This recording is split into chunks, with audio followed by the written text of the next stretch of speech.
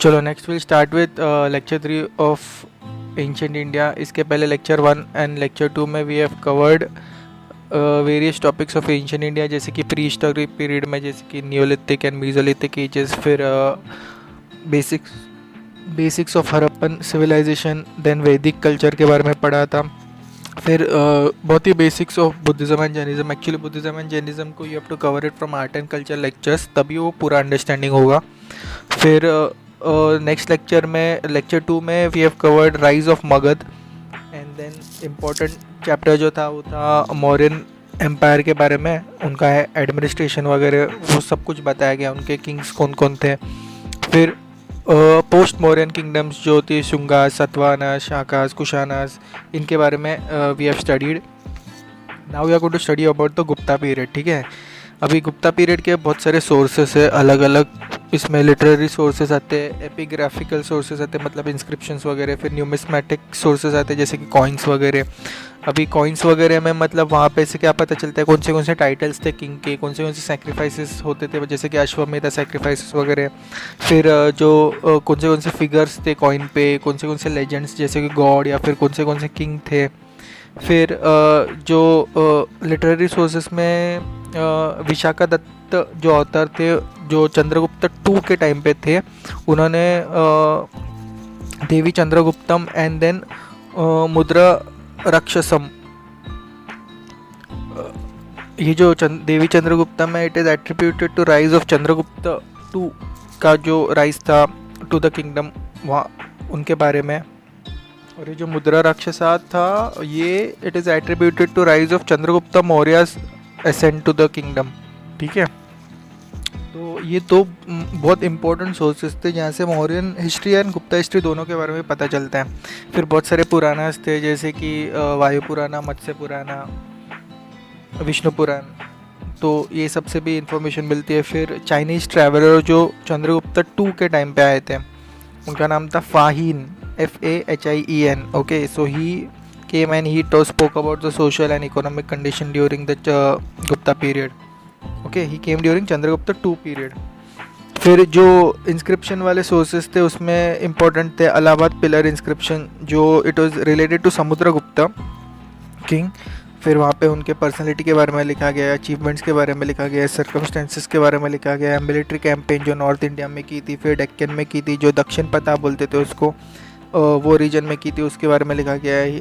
फिर पर्सनालिटी के बारे में लिखते हुए पोएट थे, स्कॉलर थे, म्यूज़िक पसंद था, ये सब के बारे में भी लिखा गया है। जो अलाहाबाद पिलर इंस्क्रिप्शन है समुद्रगुप्ता से related, it is engraved on the Ashokan pillar, it is written in classical Sanskrit and Nagari script, it is about 33 lines which is written by Harisena who was a court poet of Samudragupta.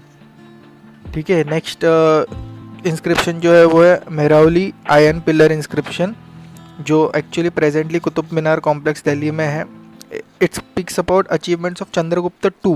ठीक है, मतलब बेसिक समझाना, मेहरावली iron pillar inscription जो है वो चंद्रगुप्त 2 के बारे में बात करते हैं, और अलाहाबाद आयन जो Allahabad pillar inscription, not iron pillar, Allahabad pillar inscription it speaks about Samudragupta. ठीक है, ये जो Mehrauli iron pillar inscription it is like 1500 साल पुराना है and it has no rust yet. So क्या वो टाइम पे मटेरियल कॉम्पोजिशन इतना ब्रिलियंट वो लोग ने यूज़ करके बनाया था।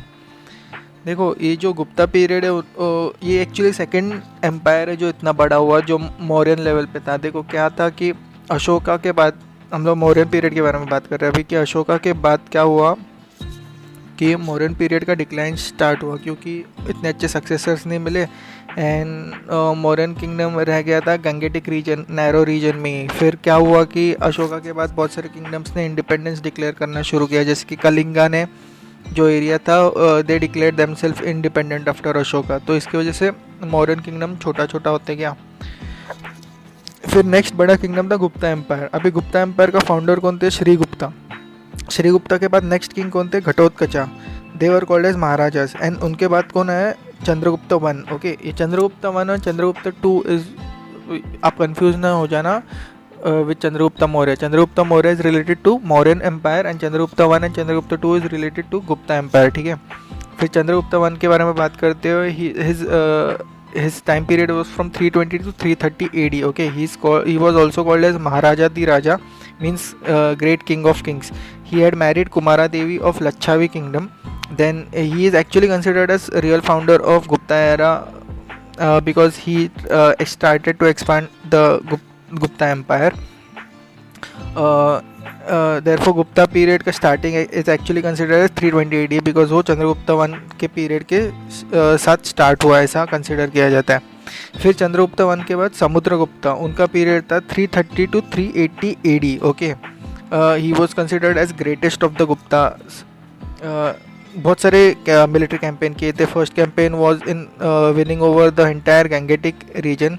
वहाँ पे he defeated Nagasena was the king of Nagas. Then in south जो अलाहाबाद पिलर जो है ना inscription, it says that he fought till boundaries of many southern kingdoms and even he won in various ranges, but actually वहाँ पे ना he did not annex those southern kingdoms, he actually kept his suzerainty there. Okay, मतलब annexation नहीं हुआ था southern kingdom का. फिर third campaign जो थी वहाँ पे he covered the entire northern Indian region, but Kashmir को कवर नहीं किया था. सो बेसिकली देखा जाए तो जो समुद्रगुप्ता का एम्पायर था, इट वॉज, अगर लेफ्ट से राइट देखा जाए तो सिंध रीजन से पाटलिपुत्र रीजन तक था, ईस्ट वेस्ट में देखा जाए तो. और फिर नॉर्थ साउथ में देखा जाए तो नॉर्थ में कश्मीर के बाउंड्री तक था, मतलब कश्मीर नहीं आया था. और नीचे जो सौराष्ट्र रीजन था वहाँ तक था, मतलब जो महाराष्ट्रियन बाउंड्री है वहाँ तक. और उसके नीचे जो बहुत सारे किंगडम्स हैं, सदर्न किंगडम्स, उन पर एनेक्सेशन नहीं किया था, सुजरेनिटी रखी थी. ठीक है. After these military exercise expeditions, he also performed various Ashwamedha sacrifices. He also issued various gold and silver coins with मतलब titles like restorer of Ashwamedha, etc.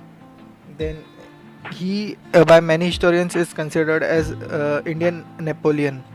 Samudragupta is also called as Kavi Raja because coins पे, कुछ coins पे he has an image with a veena in his hand. He was also a patron of his court poet Hari Sena. He promoted Sanskrit language. He was a follower of Vaishnavism, and he was also interested in Buddhism. That's why he was a patron of Buddhist scholar Vasubandhu. Okay, तो अभी Gupta period के time trade भी बहुत अच्छा चल रहा था. इसके लिए जैसे ट्रेड सेंटर्स कौन से थे, सिल्क ट्रेड होता था बनारस रीजन से, इंडिगो ट्रेड होता था बिहार रीजन से, अलग अलग सेंट्स जो होते हैं ना perfume type, they were traded from Himalayan ranges. फिर कॉटन जो होता था वो बंगाल रेंज से ट्रेड होता था. ऑल्सो इम्पोर्ट भी होते थे, जैसे कि एग्जांपल रोमन जो गोल्ड था ना वो इम्पोर्ट भी होता था. सो ट्रेडिंग अच्छा चल रहा था गुप्ता पीरियड के टाइम पे. फिर समुद्रगुप्त के बाद Chandragupta two. Okay, Chandragupta two, his period was from 380 to 415 AD. He was son of Samudragupta. He was considered as a very judicious and diplomatically intelligent king. उनका वॉरफेयर भी बहुत अच्छा था. वो टाइम पे भी अलग अलग मैट्रिमोनियल रिलेशंस जो होते थे उसी हिसाब से एम्पायर ग्रोथ और छोटा वगैरह होता था. सो ही also married Kubera Naga princess and he also, मतलब his daughter Prabhavati was married to Vakataka prince Rudrasena too. तो इस हिसाब से एम्पायर बिल्डिंग वो टाइम पे भी होता था. He also issued various gold coins. ये जो कॉइन्स वगैरह है will cover it in art and culture. He conquested western regions till the Saka satraps and then he performed horse sacrifice and he assumed the title Sakari, मतलब destroyer of Sakas, and the title of Vikramaditya. Okay, basically Vikramaditya के नाम से he is more famous. He is called as Vikramaditya Chandragupta, which is basically Chandragupta II of Gupta Empire. फिर he also annexed Malwa, Kathiawar region into Gupta Empire. Also अलग अलग ports भी थे western region पे, जैसे कि बरोच, Sopara, Cambay का जो रीजन है वो सारे पोर्ट्स बन गए थे गुप्ता पीरियड के. और उज्जैन को भी एनेक्स कर लिया था. Ujjain was considered as alternative capital of Guptas. और जो बेसिक कैपिटल कौन सा था गुप्तास का, मेन कैपिटल वॉज पाटलिपुत्र. ठीक है. He also defeated confederacy of Vanga Empire, and then he also conquested against the Bactrian invasion by crossing the Sindh region. He also patronized Kalidasa. इसके लिए many considered as art and literature में भी Gupta period is also considered as golden age of or renaissance in the Indian literature and architecture. और ये जो Mauryan and Gupta period का architecture जो है ना will cover it in art and culture का first lecture about Indian architecture. ठीक है. फिर एक करेक्शन था जो लेक्चर 2 में ना मैगेंथेसिस के बारे में जो बताया था, एक्चुअली उसका प्रोनाउंसिएशन मैगेस्थेनिस है.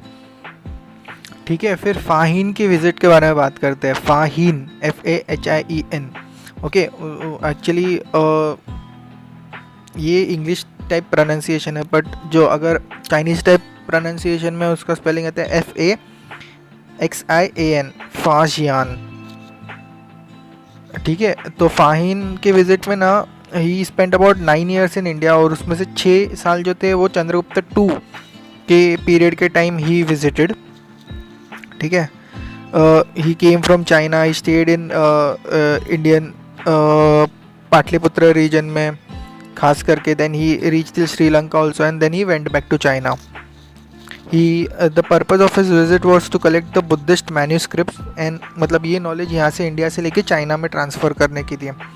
ही स्टेड इन पाटलिपुत्र रीजन, मतलब Patna region, for nearly 3 years, and he studied Sanskrit also, मतलब संस्कृत पढ़ा पहले so that he could transfer the Buddhist manuscripts जो वो टाइम के थे, and he then he took it to China.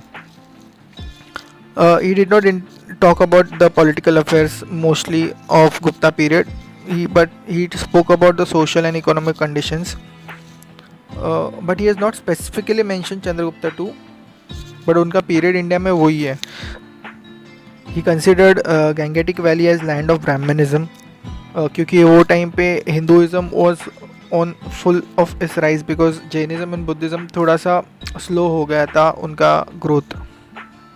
ठीक है. फिर चंद्रगुप्त 2 के बाद कुमारगुप्ता किंग थे. फिर वो टाइम पे भी पीस एंड प्रॉस्पेरिटी थोड़ा बढ़ते गया. कॉइन्स वगैरह मिंट होते थे गुप्ता पीरियड के, and he Kumaragupta led the foundation of Nalanda university. ठीक है. और कुमारगुप्ता के टाइम पे ही थोड़े बाहर के इतने क्या बोलते हैं इन्वेशंस नहीं हुए, बट कुमारगुप्ता के बाद स्कंदगुप्ता जो गुप्ता के किंग थे वो टाइम पे जो हुनाज थे ना उनका इन्वेजन हुआ था. They kind of belong to the Xinjiang region of China. Skandagupta के बाद जो मतलब जो लाइन में गुप्ता पीरियड के लास्ट किंग वॉज बालादित्य. फिर गुप्ता पीरियड ख़त्म हो गया. ठीक है. एक ट्राइब थी, जैसे कि बहुत सारे जगह फिर फाइट जब होते थे तो बहुत सारे छोटे छोटे किंगडम्स भी गुप्ता पीरियड भी छोटा छोटा होते गया, फिर उनके डिफीट्स होते गए. एग्जांपल जो पुष्यमित्रास थे जो एक ट्राइब थे, उन्होंने भी गुप्ता आर्मी को डिफीट किया था. फिर बहुत सारे किंगडम्स राइज होने लग गए, जैसे कि यशोधरामन किंग जो मालवा रीजन के किंग थे उनका राइज हुआ. ठीक है. तो ये बेसिकली गुप्ता पीरियड का क्रोनोलॉजी टाइप था. अभी थोड़ा एडमिनिस्ट्रेशन के बारे में बात करते हैं गुप्ता पीरियड के. देखो गुप्ता पीरियड के Kings had assumed various titles. जो किंग के टाइटल्स है जैसे कि चक्रवर्ती, सम्राट, परमेश्वरा, महाराजा दी राजा, महाराजा, परमभद्रका. तो ऐसे बहुत सारे टाइटल्स थे उनके. फिर king was basically assisted by a council. Okay. जिसमें सेनापति आते थे, फिर मिनिस्टर ऑफ फॉरेन अफेयर्स आते थे जिनका नाम था संधि विग्रह. ठीक है. He was minister of foreign affairs. Then the king was always in contact with the provincial administration which was जो मतलब वो टाइम पे आयुक्ताज एंड कुमारामात्याज ये प्रोविंशियल एडमिनिस्ट्रेशन को गाइड करते थे. फिर वहाँ पे नीचे प्रोविंसेस जो थे, provinces were known as bhuktis. Okay. और प्रोविंसेस के governors were known as uparikas. ये जो प्रोविंसेस थे they were divided into vishayas मतलब डिस्ट्रिक्ट्स, एंड देवर जो डिस्ट्रिक्ट्स थे दे वर गवर्न बाय विश्वपति। फिर जो सिटी का एडमिनिस्ट्रेशन था it was handled by nagar shreshthis and nagar shreshthis. Then जो विलेज था it was handled by gramikas, ठीक है। According to Fahim, administration was basically very simple. There was no really spy system or severe punishment, और मतलब basically personal freedom काफ़ी अच्छा था according to Fahim in the Gupta period. Hopefully ये lecture में will try to cover ancient history, मतलब अभी इसमें गुप्ता पीरियड को ख़त्म करके फिर हर्षवर्धन किंग जो किंग हर्षा थे उनके बारे में पढ़ के फिर साउथ इंडियन किंगडम्स को will try to cover and Sangam literature रह जाता है, उतना कवर कर लेंगे तो एंशियंट इंडिया बेसिकली कवर हो जाएगा। अभी जो सोशल लाइफ थी गुप्ता पीरियड में वहाँ पे ऐसा देखा गया कि कास्ट सिस्टम जो था वो बहुत रिजिड बन गया था, ठीक है। और जो विमेन की पोजीशन थी सोसाइटी में वो थोड़ी नीचे आ गई थी, मतलब women were not allowed to study the religious text and Puranas, इसकी वजह से। एंड देन जो मनुस्मृति थी वो उसकी फ़िलोसफी को राइज मिला था। मनुस्मृति में चीज़ें थी, example it suggested like early marriage for girls वगैरह, वो सब वैसे के वैसे फॉलो होने लग गया था। इसकी वजह से सोसाइटी में थोड़ी सी डिस्क्रिपेंसी हो रही थी। जो भी हो, जो भी टाइम का जो भी कॉन्सेप्ट था वो उस हिसाब से चलता था। फाहिम ने ये भी बताया कि जो बुद्धिज़्म था उसका थोड़ा सा डिक्लाइन हो रहा था गैंगेटिक रीजन में वो टाइम पे। स्वयंवरा वगैरह ये सारे जो कॉन्सेप्ट्स थे वो सारे अभी ख़त्म होने लग गए थे। और जो ब्राह्मणिज्म था उसमें Vaishnavism was more prominent than Shaivism, okay. पर जो साउथ सदर्न रीजन था वहाँ पे जैनिज्म थोड़ा सा फ्लरिश हो रहा था। एग्जाम्पल जो जैन काउंसिल हुई इन वल्लभी रीजन, जहाँ पे जैन कैनन ऑफ श्वेतंबरा सेक्ट को डेवलप किया गया था, ठीक है। तो अलग अलग रीजन्स पे अलग अलग रिलीजन्स का ग्रोथ हो रहा था। आर्ट एंड कल्चर को हम लोग आर्ट एंड कल्चर के लेक्चर में भी पढ़ेंगे, पर गुप्ता के आर्ट एंड कल्चर में बहुत Nagara style and Dravidian style development हो रहा था। अलग अलग टेम्पल जैसे कि Deogarh type in near Jhansi region and Garhwa near Allahabad region. फिर कौन से ये थे टेम्पल्स वगैरह थे वो आर्ट एंड कल्चर के लेक्चर में देखेंगे। मेटलर्जी के बारे में पढ़ाई आगे बढ़ रही थी। फिर गंगेटिक रीजन में वहाँ पे कॉपर स्टैचू ऑफ बुद्धा जो सुल्तानगंज बिहार में डेवलप हुआ था, मतलब it was developed with lost wax technique, जो अभी करेंटली बर्मिंघम म्यूज़ियम लंदन में है, इंग्लैंड में। फिर जो भिटारी मोनोलिथिक पिलर है यूपी रीजन में, it was dedicated to Skandagupta, okay. जो सुल्तानगंज के बुद्धा थे it is about 7.5 feet tall. फिर mural paintings in Ajanta ranges, वहाँ पे जाटका के जो स्टोरीज थे उनका पेंटिंग होने लग गया था। Paintings in Bagh caves.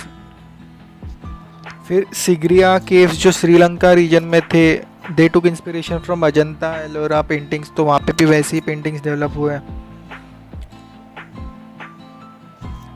Samudragupta ने बहुत सारे type of gold coins develop issue किए थे, और फिर उनके सक्सेसर्स ने गोल्ड सिल्वर कॉपर कॉइन्स भी इशू करते थे।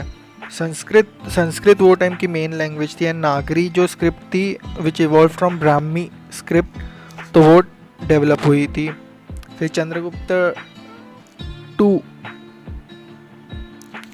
टू मतलब विक्रमादित्य के पीरियड में नवरत्नस थे उनके पास, उनमें आते थे कालिदासा। तो कालिदास जी के बारे में will study in Indian literature in Indian art and culture के वेरियस लेक्चर्स। बेसिकली अगर उनके इम्पोर्टेंट वर्क्स के बारे में बात किया जाए तो एक है शकुंतला, दूसरा है ऋतुस्मरा, तीसरा मेघदूता, फिर रघुवंशा, कुमार संभव, फिर अगर प्लेस के बारे में बात किया जाए तो उन्होंने मालविका मित्रम और फिर विक्रम उर्वशियम ये प्लेस लिखे थे। फिर लिटरेचर में जैसे हम लोग ने बात किया था विशाखा दत्त ने लिखे थे मुद्रा राक्षसम और देवी चंद्रगुप्तम। फिर उनके टाइम पे Shudraka was a poet he wrote Mrichchhakatika, then Bharavi wrote Kirti Arjuniya, जिसमें it was mention about conflict between Arjuna and Shiva. फिर Dandin he wrote काव्यदर्शा and दासकुमार Charitram. फिर सुबंधु रोट वासवादत्ता। फिर in Buddhist literature Amar Simha wrote Amarakosha which was a lexicon in Buddhist literature. Then अलग अलग पुराना जो थे, भगवत पुराना, विष्णु पुराना, वायु Purana, Matsya Purana, also Mahabharata and Ramayana got its final touch, also various stories of Panchatantra by Vishnu Sharma. ये सारे गुप्ता पीरियड के नवरत्न एंड लिटरेचर में काफ़ी इम्पोर्टेंट रोल प्ले किए गए हैं इन्होंने। फिर साइंस में वो टाइम पे Aryabhata, okay, his period was from 467 to 550 AD. He wrote the book Aryabhatiya.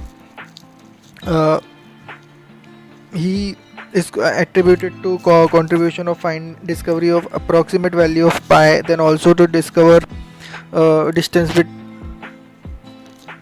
Various astronomical things वो आर्ट एंड कल्चर में पढ़ेंगे, जैसे कि मून और प्लैनेट्स का इफेक्ट वगैरह। फिर उनके क्रिटिसिज्म में कुछ और भी होता है, जैसे कि वरमिहिरा हु रोट बृहट संहिता, जिसमें एस्ट्रोनॉमी के बारे में बात किया है। फिर बृहट संहिता में और भी astronomy plus many things, and दूसरा था ब्रज घटकम बुक जो वरमिहिरा ने लिखा था, and it talk mostly about astronomy only, ठीक है। And he also wrote about Pancha Siddhantika, यहाँ पे 5 एस्ट्रोनॉमिकल सिस्टम्स के बारे में बात की थी। फिर साइंस में, मेडिसिन में Vagbhata, he was from Gupta period, he wrote Ashtanga Sangraha, अष्टांग संग्रह मतलब 8 ब्रांच ऑफ मेडिसिन के बारे में। So his period was nearly 600 AD, ठीक है। ये AD BC का कॉन्सेप्ट समझा ना, AD मतलब एनो डोमिनी एंड BC मतलब बिफोर क्राइस्ट, ठीक है। और कुछ बुक्स में CE BCE भी लिखते हैं, CE मतलब कॉमन एरा एंड BCE मतलब बिफोर कॉमन एरा, मतलब ये CE is equal to AD and BC is equal to BC। ये हिस्ट्री में थोड़ा कन्फ्यूजन होता है, इसके लिए अंडरस्टैंड दिस कॉन्सेप्ट। अभी ये जो वाघभट्ट थे, he was last among the 3 triose of important medicine contributors in India. कौन कौन थे ट्रायो में? चरक थे, सुश्रुत थे एंड फिर वाघभट्ट थे। Charaka and Sushruta was in pre Gupta period, okay, इनका पीरियड बहुत पहले था, और वाघभट्ट बाद में लेट आए थे। चरक wrote about Charak Samhita. It talked about Ayurveda plus many other things of medicine. Then Shushruta wrote about, he is considered as father of surgery. He wrote about Shushruta Samhita. Plus बाकी medicinal के sources में बहुत सारे books भी आते हैं, जैसे कि बोवर मैन्यूस्क्रिप्ट जो नवनटिका के बारे में लिखा गया है, उसमें it is found in China, जो एक्चुअली सारे मेडिकल के टेक्स्ट थे। ऑल्सो बहुत ही एंशियंट पीरियड की बात की जाए, ये तो अभी AD के बारे में बात कर ली हम लोग ने ना, ये Charaka Samhita, Charak and Sushruta were around थोड़ा पहले के, मतलब 2nd 3rd century 4th century के पीरियड में। देन अगर 8th सेंचुरी BC के बारे में बात करें, BC के बारे में, तो वो टाइम पे Agnivesha wrote Agnivesha Samhita, okay, it was also medicine के related text. He wrote it under guidance of Atreya, okay, he was important guide amongst medicine का जो स्टडी हुआ था इंडिया में वो टाइम पे। तो ये सारे बहुत सारे टेक्स्ट है, can be asked during prelims वगैरह। इतना डिटेल में याद नहीं रखा तो भी चलेगा, जस्ट क्रोनोलॉजी भी याद रख ली ये गुप्ता पीरियड की तो भी काफ़ी है, ठीक है। तो अभी ये गुप्ता पीरियड को समझ लिया। अभी इसके बाद हर्षवर्धन थे, उनके बारे में पढ़ेंगे नेक्स्ट लेक्चर में। नॉट नेक्स्ट लेक्चर में, मतलब इसी लेक्चर के कंटिन्यूएशन में, नेक्स्ट चैप्टर में। चलो, now we are going to talk about Harshvardhan. Okay, his period was from 606 to 647 AD, मतलब 6th सेंचुरी में basically. There are various sources from where we get information about him. एक तो पहला Harsha charita, it was written by Bana who was his court poet. Then there are travel accounts of Yun Sang, Hiuntsang, was a Chinese traveler who wrote. He came in India during his period, and he wrote about the empire under Harsha. Then various dramas by Harsha are Ratnavali, Nagananda, Priyadarsika. Then there is a Madhuben plate inscription at Sonepat area which gives chronology of Harsha. Then Bansekhara inscription is there near Chhattisgarh area which has the signature of Harsha. ठीक है, तो ये सारे basic sources हैं जहाँ से information मिली। देखो, ये जो हर्षवर्धना है ना, ये actually belong to the Pushyabhuti dynasty. ठीक है, इसके लिए उनको पुष्यपति डायनेस्टी बोलते हैं। एंड लेटर ऑन, ये बेसिकली पुष्यपति जब थे, देवर फ्यूडिएटरीज ऑफ गुप्ता, मतलब फ्यूडल सिस्टम के अंडर थे। But later on Gupta period, जैसे गुप्ता एम्पायर थोड़ा छोटा होते गया, वैसे इनकी पावर बढ़ती गई। And later on they become an dynasty. उसके बाद they call themselves as Vardhans. Okay, इसके लिए वर्धाना डायनेस्टी बोलते हैं। इसके लिए हर्षा के अगर वर्धाना लिखा लेता है, टोटल इट बिकम्स हर्षवर्धना। ठीक है, देखो यहाँ पे ये पुष्यपति या फिर वर्धना डायनेस्टी में बहुत सारे किंग्स थे, जैसे कि प्रभाकर वर्धना, ये पहले किंग थे। फिर Rajyavardhana, he became second, and then Harshavardhan. And they had a sister, her name was Rajshri. They also had many titles like basically same Guptas के टाइम के जो टाइटल्स थे वैसे ही, Maharaja, Dhiraja, then Parambhattaraka. Basically Harshavardhan in his earlier life was a devotee of Shiva, मतलब Hinduism की तरफ। Later on he became follower of Hinayana Buddhism. Xuanzang, he converted him to Mahayana Buddhism later on. ठीक है, so later on जब Buddhism he used to follow, then he did not allow any non-veg in his area. He used to keep Buddhist monks discussions in his kingdom. Then after every 5 years there was a gathering of all religions. He also erected many sculptures and even made some monasteries especially at Nalanda area. Yun Sang जो था ना, HIUENTSANG, actually ये English type pronunciation है, but अगर Chinese type pronunciation में spelled as XUENZANG, Xuanzang. ठीक है, तो ये सोर्सेज हो गए about Harsha's history. Let's talk about the military conquest. Okay, तो बहुत बड़ा मिलिट्री कॉन्क्वेस्ट था। Nepal had also accepted the ownership of Harsha's kingdom, जो नेपाल रीजन था वो टाइम का। फिर कश्मीर रीजन पे also he had won. He kept कोऑर्डियल relation with many kingdom, जैसे कि Bhaskar Varman of Assam region. Then Vallabhi area जो था उस पर भी सोवरेनिटी हो गई थी हर्षा की।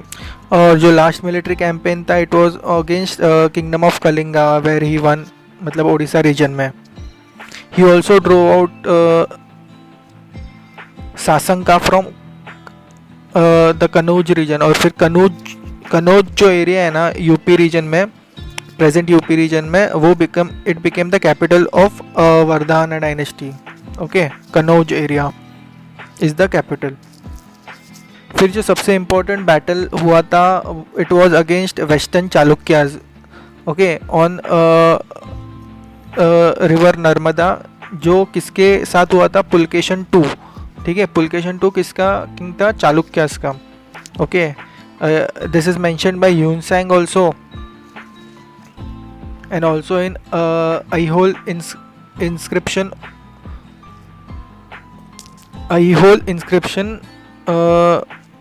जो Meguti temple in Karnataka region में है। ठीक है, क्या यहाँ पे लिखा है कि वहाँ पे विक्ट्री हुई थी पुलकेशन की, पुलकेशन 2। मतलब क्या लिखा गया है कि चालुक्य की विक्ट्री हुई थी वर्धहांस पे, हर्षवर्धन पे, तो उसके बाद चालुक्यास का पीरियड स्टार्ट हुआ था, ऐसा लिखा गया है। आई होल इंस्क्रिप्शन ऑफ पुलकेशन 2। ये बैटल हुआ था 618 AD में, and after that battle Pulakeshin 2 जो जीत गए थे, ये अज्यूम द टाइटल परमेश्वरा।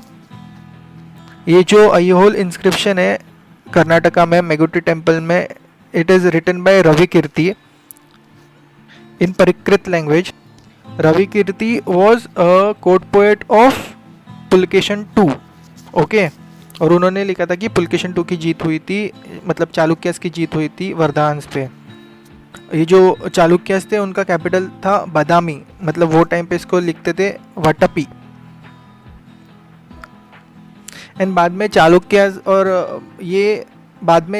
और पल्लवास के बीच में फाइट हुई थी, जहाँ पे पल्लवा जीत गए थे, ऐसे पल्लवा के इंस्क्रिप्शन में लिखा गया है। जब बैटल ऑफ वटपी हुआ था पल्लवा और चालुक्य के बीच में, तो पल्लवा जीत गए थे। तो इस तरीके से हिस्ट्री आगे बढ़ी थी। ये जो पल्लवा जीते थे, इसमें पल्लवा और चालुक्य के बीच में जो फाइट हुई थी, तो पल्लवा को लीड कर रहे थे नरसिम्हावर्मन 1, ओके। और उनके जो आर्मी जनरल थे परंज्योति। फिर पल्लवा बड़ा किंगडम बन गया। अभी कनूज कैपिटल था ना वर्धन डायनेस्टी का, तो कनूज में असेंबली होती थी जिसको बोलते थे Kannauj assembly, and Harsha used to organise this religious assembly in order to honour Hiuen Tsang, okay. फिर ऑल्सो इलाहाबाद कॉन्फ्रेंस होती थी जो वंस इन एवरी 5 years होती थी, जो यून सेंग ने भी मेंशन किया है उसके राइटिंग्स में। फिर एडमिनिस्ट्रेशन जो था वर्धन पीरियड का, it was similar to Gupta period only. Land tax nearly 1/6 of land tax था, मतलब लाइट था, पर पनिशमेंट्स बहुत क्रूअल थे जैसे मौर्यंस टाइम पे। गुप्ता पीरियड पे इतने पनिशमेंट स्ट्रॉन्ग नहीं थे, थोड़ा फ्रीडम ज़्यादा था। ह्यून सांग ने लिखा है जो जुडिशल ट्रायल्स होते थे वो टाइम पे, समझो कोई पंचायत में वगैरह, वो थोड़े सुपरस्टिशन बेस पे होते थे। आर्मी जो थी वर्धन की, it was divided into horse, elephant, chariot and जो फुट सोल्जर्स थे वो। जो आर्काइव्स है इनके एडमिनिस्ट्रेशन के, दे आर नोन एज नीलोपिटू। जो सेलिएंट फीचर था हर्षवर्धन के एडमिनिस्ट्रेशन का, it was maintenance of high maintenance and proper maintenance of public records. Economy की बात करें तो ट्रेड थोड़ा सा कम हो गया था as compare to Gupta period. Hiuen Tsang ने मेंशन किया था जो डेड बॉडीज थे उनको कभी कभी क्रिमेशन भी होता था, कभी कभी वाटर में भी छोड़ दिया जाता था। Dowry system and Sati system थोड़ा बढ़ गया था। फिर जो 4-fold डिवीजन है सोसाइटी का, ब्राह्मण, क्षत्रिय, वैश्य, शूद्र, ये भी सिस्टम बहुत रिजिड हो गया था और काफ़ी डिफ्रेंसिएशन आ गए थे सोसाइटी में, जो दोनों ने लिखा, ह्यून सांग ने भी और बाना ने भी। फिर आर्ट की बात की जाए तो brick temple at of Lakshmana at Sirpur region in Chhattisgarh. Bana मतलब full name was Bana Bhatt. He wrote Harshacharita and Kadambari, ये बुक्स लिखे थे। फिर जो ऑथर्स थे वो टाइम के, जैसे कि माटंगा दिवाकरा, फिर भरतीहारी, इन्होंने भी काफ़ी लिटरेचर लिखा था। फिर he was a patron of, Harshavardhana was patron of Nalanda university. यहाँ पे actually Hiuen Tsang was also student in Nalanda university. Nalanda means basically giver of knowledge. It was basically a Mauryan university, जो जिनको Kumaragupta, Mauryan types, not Mauryan university, correction, it was more of a Gupta period university because its founder was Kumaragupta I of Gupta, ठीक है। it was basically a Mahayana university, ठीक है। Mahayana Buddhism से ज़्यादा related थी वो टाइम पे। it was basically a residential university and ये Nalanda was kind of Mahayana side of Buddhism पे, और जो हीनयाना साइड ऑफ बुद्धिज़्म है वो यूनिवर्सिटी वल्लभी रीजन में थी, मतलब आज के गुजरात रीजन में। फिर जो यूनिवर्सिटी में अलग अलग प्रोफेसर्स थे उनको पंडित्स बुलाया जाता था, तो उसमें आते थे Shilabhadra, Dignaga, then Sthiramati, and then Dharmapala. He was the head of Nalanda university basically. तो ये इम्पोर्टेंट पंडित्स थे नालंदा यूनिवर्सिटी के. और नालंदा यूनिवर्सिटी में वो टाइम जाने के लिए एंट्रेंस एग्ज़ाम होती थी. It was more discussion oriented university. Sanskrit language का प्रचार बहुत ज़्यादा था. और ये सब कहाँ पे, it is also mention by I Tsing, ITSING. He was also Chinese traveller. तो देखो कितने सारे चाइनीज़ ट्रैवलर हो गए. अभी हम लोग ने पहले फाहिन के बारे में पढ़ा था, फिर यून सैंग एंड फिर आई सिंग के बारे में. ठीक है, अभी ये तीनों, पहले फाहिन आया था एंड देन यून सैंग एंड देन आई सिंग. और इनके सोर्सेस से हम लोग को ये जो डायनेस्टीज थी इनके बारे में बहुत कुछ जानने को मिलता है. आई सिंग TSING जो था एक्चुअली, अगर ये इंग्लिश टाइप प्रोनाउंसिएशन है, पर अगर चाइनीज़ टाइप प्रोनाउंसिएशन में इट इज़ YIJNG, यी जिंग. तो बेसिकली ही केम आफ्टर यून सैंग. एंड आई सिंग ने कौन सी किताब लिखी थी? ही रोट तहकीक आई हिंद. ओके. और यून सैंग ने कौन सी किताब लिखी थी? सू यू की. Okay, SUYUKI. एंड फाहिन जो गुप्ता पीरियड में आए थे पहले, उन्होंने क्या कौन सी किताब लिखी थी? FOKWOKI. FOKWOKI. तो समझा, फाहिन ने FOKWOKI, यून सैंग ने सू यू की, एंड आई सिंग ने तहकीक ए हिंद. और ये चाइनीज़ ट्रैवलर का इन्फ्लुएंस था. इंडियन जो स्टडी थी या फिर जो एडमिनिस्ट्रेशन था, डायनेस्टीज थी, इनका सोशल लाइफ, कल्चरल लाइफ इन्होंने डिस्क्राइब किया था. और ये यहाँ से बुद्धिज़्म का नॉलेज लेके चाइना गए और चाइना से वो चाइना में प्रसार किया. फिर वो जापान, वो एरिया में, फिर साउथ ईस्ट एशिया में, या ये सारे एरिया में बुद्धिज़्म स्प्रेड हुआ. चलो, now will cover south Indian kingdoms. ठीक है, साउथ इंडियन किंगडम्स में अलग अलग किंगडम्स को कवर करके ऑलमोस्ट सारे इम्पोर्टेंट किंगडम्स हम लोग एंशिएंट इंडिया के कवर कर लेंगे. फिर थोड़ा सा संगम लिटरेचर का पार्ट है वो कवर कर लेंगे. और देखेंगे थोड़ा सा स्प्रेड कैसा हुआ हमारा कल्चर आजू बाजू के देशों में. And then will end ancient history. ठीक है, तो साउथ इंडियन किंगडम में पहला इम्पोर्टेंट किंगडम है पल्लवा किंगडम. ठीक है, पल्लवा डायनेस्टी. ओके. अभी ये जो डायनेस्टी थी एक्चुअली देखा जाए हिस्टोरिकली तो ऑलमोस्ट 275 AD से 897 AD तक पीरियड था. बट जो इम्पोर्टेंट किंग्स थे या फिर जो डायनेस्टी का रियल ग्रोथ जो हुआ था वो अबाउट 6 to 8 सेंचुरी AD में हुआ था. ठीक है, ऐसा देखा गया है कि जो संगम का पीरियड था वो अबाउट 300 BC to 300 AD था. एंड उसके बाद कालाभद्रा रूल आया एंड उनके बाद पल्लवा का रूल स्टार्ट हुआ. पर पल्लवा तभी बहुत स्लोली डेवलप हो रहा था, बहुत छोटा किंगडम था. रियल ग्रोथ बड़े लेवल पे 6th सेंचुरी में हुई. ये जो पल्लवास के बारे में इंस्क्रिप्शन में भी लिखा गया है, जैसे कि it is similar to the Pulindas tribe which is also mentioned in inscription of Ashoka. ठीक है, और पल्लवा के जो इंस्क्रिप्शंस थे, बहुत सारे इंस्क्रिप्शंस हैं. मोस्टली जो स्टार्टिंग पीरियड था 2nd, 3rd, 4th, 5th century में, तब प्राकृत लैंग्वेज में थे 2nd, 3rd, 4th पीरियड में. और फिर 5th, 6th, 7th, 8th आगे जैसे जाते गए वैसे संस्कृत लैंग्वेज के इंस्क्रिप्शन बहुत सारे मिलते गए. देवर पैटर्न ऑफ ब्राह्मणिज्म. ठीक है, पुराने भी बहुत सारे जैसे 3rd सेंचुरी में Vishnu Gopa was important king. ठीक है, 3rd सेंचुरी से संस्कृत लैंग्वेज का डेवलपमेंट तब वहाँ से स्टार्ट हुआ था वो किंगडम में. बट उनका किंगडम छोटा था, इसके लिए उनके टाइम पे Vishnu Gopa was defeated bye Samudragupta, जो गुप्ता पीरियड के टाइम पे पैरेलल था. ठीक है, मतलब ये किंगडम वो टाइम पे भी पैरेलल था, बहुत छोटा था. फिर सेकंड फेज जब स्टार्ट हुआ 5th century to 7th 8th century 9th century जब आती गई तब संस्कृत एंड तमिल लैंग्वेज भी डेवलप हुई वहाँ पे, ठीक है। तो ये सेकंड फेज का स्टार्टिंग इंपॉर्टेंट रूलर वो सिम्हा विष्णु। एंड जो थर्ड फेज, जो इंपॉर्टेंट फेज था जब रियल डेवलपमेंट हुआ पल्लवा किंगडम का, वो था ड्यूरिंग महेंद्र वर्मन, नरसिम्हा वर्मन टू। ये जो किंग्स थे, ये इंपॉर्टेंट पीरियड था पल्लवास का, ठीक है। तो पल्लवास का कैपिटल क्या था? पल्लवास का कैपिटल वॉज कांचीपुरम, जो आज के प्रेजेंट डे तमिलनाडु रीजन में है, ठीक है। तो अभी इंपॉर्टेंट किंग्स के बारे में बात करते हैं। First was Mahendra Varman one. His period was from 600 to 630 AD, okay. उनके टाइम पे भी पल्लवा और चालुक्य के बीच में कॉन्फ्लिक्ट हुआ था। जो ये इंफॉर्मेशन कहाँ से मिलती है?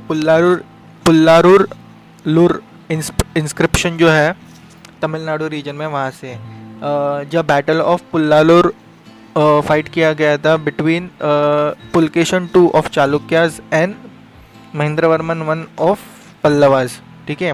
वहाँ पे चालुक्यन विक्ट्री हुई थी, पर पल्लवास ने भी बहुत सारा एरिया कवर करके रखा था, मतलब रिटेन किया था वो बैटल में। तो वहाँ से रियल स्टार्टिंग होता है एम्पायर बिल्डिंग का। फिर पल्लवा और चालुक्य के बीच में भी अईहोल इंस्क्रिप्शन जो है, जो हम लोग ने पहले हर्षवर्धन के चैप्टर में पढ़ा था, किंग हर्षवर्धन के, वहाँ से भी इंफॉर्मेशन मिलती है। अभी Mahendra Varman one initially followed Jainism, later he converted to Shaivism, okay, by saint T Appar. He later on built many Shiva temples. He was also fond of music, which is mentioned in inscription of Kudu Minamalai. He also wrote a Sanskrit work, Mahavita Vilasa Prahasanam. He assumed many titles like Gunabhadra, Satyasandha, Chettikari, means builder of temples. He also built many cave temples, rock cut temples, example at Trichipalli region. He was also fond of painting. Then Mandakapattu inscription जो है, which is written in Sanskrit language and Grantha script, it mentions about for construction of temple of Trimurti, मतलब ब्रह्मा विष्णु शिवा की एक temple था, इसके बारे में mention किया गया है उसमें, built by Mahendra Varman one, ठीक है। Next important, extremely important king was Narasimha Varman I. His period was from 630 to 668 AD. He was also called as Mamalla. Okay, Mamalla means a great wrestler. He basically wanted to take revenge of Chalukyan ruler Pulkeshin II, because जो पहले battles हुए थे उसमें पल्लवास की victory इतनी अच्छी नहीं हो रही थी। तो जब नरसिम्हा वर्मन वन आए था, वो लोग ने पूरा चालुक्यन डायनेस्टी को ख़त्म किया, और फिर पल्लवा का रियल राइज यहाँ से स्टार्ट हुआ, क्योंकि यहाँ पे पल्लवा ने प्योर जीत पाई चालुक्यन के ऊपर। क्योंकि नरसिम्हा वर्मन वन के टाइम पे कौन सा बैटल हुआ था? बैटल ऑफ वटपी इन 622 AD, जहाँ पे पल्लवा की जीत हो गई थी, जो पल्लवा के इंस्क्रिप्शन में लिखा गया है ओवर चालुक्याज। जो चालुक्य थे वो बदामी वटपी के थे ना, बदामी मीन्स वटपी, तो वहाँ पे he Pallava had won, and उसके बाद नरसिम्हा वर्मन वन जब जीत गए, he assumed the title Vatapi Konda, because he captured Vatapi with his army officer Paranjothi. He also won the battle of Manimangala near Kanchipuram, which is also mentioned in Kuram copper plates inscription. He also made a naval expedition in Sri Lanka. वो time Sri Lankan king was Manavarma. Even Hiuen Tsang जो Chinese traveller था, he visited Kanchipuram during Narasimha Varman one का time पे, okay, in his capital, in the capital of Pallavas, which is Kanchipuram. At ghatika in Kanchipuram he built a learning centre also. He was a founder of Mamallapuram city, and also he built many monolithic rathas which were erected during his time. अभी ये जो architecture है, temple architecture, केव architecture, ये जो sculpture architecture, south Indian architecture, ये सारा detail में proper step by step chronology wise art and culture के फर्स्ट लेक्चर इंडियन आर्किटेक्चर में कवर किया गया है। तो ये यहाँ से इतना कंफ्यूजिंग लगेगा, पर वहाँ पे आर्ट एंड कल्चर के लेक्चर में you will understand it properly. Okay, तो यहाँ पे जस्ट सुन लो चाहिए तो यू विल अंडरस्टैंड व्हाट। यहाँ पे साउथ इंडियन किंगडम्स में basically you have to understand the name of the kingdoms, कुछ इंपॉर्टेंट किंग्स, उनका पीरियड क्या था, कोई इंपॉर्टेंट क्रोनोलॉजी उनकी, और एक दो चीज़ें, बिकॉज जो आर्ट एंड कल्चर का पीरियड, जो art and culture, temple architecture, ये सारा इंपॉर्टेंट चीज़ें वो आर्ट एंड कल्चर के लेक्चर सीरीज़ में कवर किया गया है। तो ये दोनों को मिला के when you will study, you will understand South Indian kingdoms properly. फिर next king was Narasimhavarman II, who was also called as Rajasimha. He built shore temples in Mamlapuram region. He also built Kailashnath temple at Kanchipuram. He also had a Sanskrit scholar Dandin in his reign. He sent embassies to China. He also assumed various titles like Agama Priya, Vadya Vidyadhara etcetera. And जो last ruler थे पल्लवास के, he was Aparajita. He was defeated by Chola king Aditya one, और फिर चोला की जो dynasty थी वो बढ़ती गई। अभी पल्लवा एडमिनिस्ट्रेशन के बारे में बात करते, देखो the state was basically divided into various kottams. Okay, and the administration was handled by an officer appointed by the king. Okay, king was basically the center of administration. He was considered as fountain of justice. King also gave land and grants to the temple, which was called as Devadana. Also, the upper section of the society was called as Brahmadeya, who were basically Brahmins, and they were exempted from the tax by the king, from paying taxes.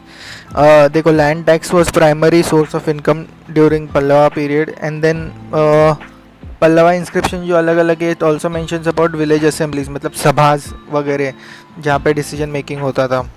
ठीक है, अभी society के बारे में बात करें पल्लवा के time पे, तो काफ़ी बेसिकली तमिल लैंग्वेज का ग्रोथ बहुत अच्छा हो रहा था वो टाइम पे।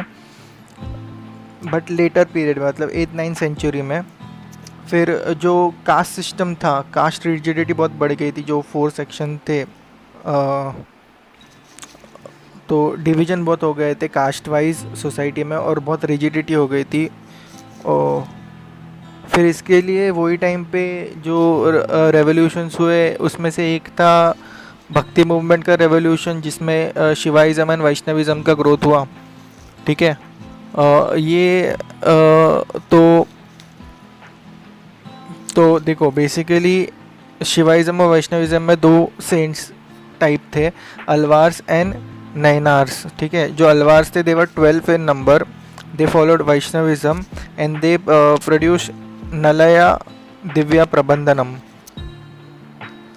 एंड जो नैनार्स जो थे they followed lord Shiva and they were 63 saints in number. उनका period 3rd century to 8th century तक स्प्रेड आउट था, बट बेसिकली 8th सेंचुरी में ही उनका राइज हुआ।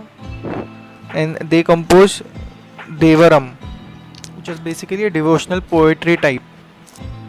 तो यहाँ से फिर शिवाइज़म एंड वैष्णविज़म का ग्रोथ साउथ में होते गया, एंड फिर अलग अलग जगह पे नॉर्थ में वगैरह अलग अलग भक्ति मूवमेंट्स होते गई। वो मिडिवल पीरियड में या फिर एंड मिडिवल पीरियड एंड दोनों आर्ट एंड कल्चर में दोनों में पढ़ेंगे। Then Perundevanar was patronised by Nandivarman II.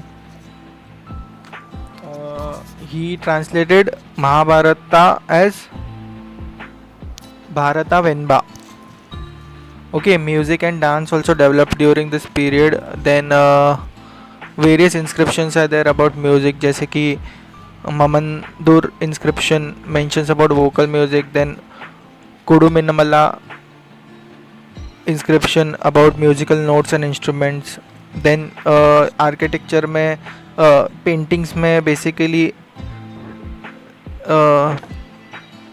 सीतावंशल painting जो जैन टाइप पेंटिंग्स थे उनका डेवलपमेंट हुआ।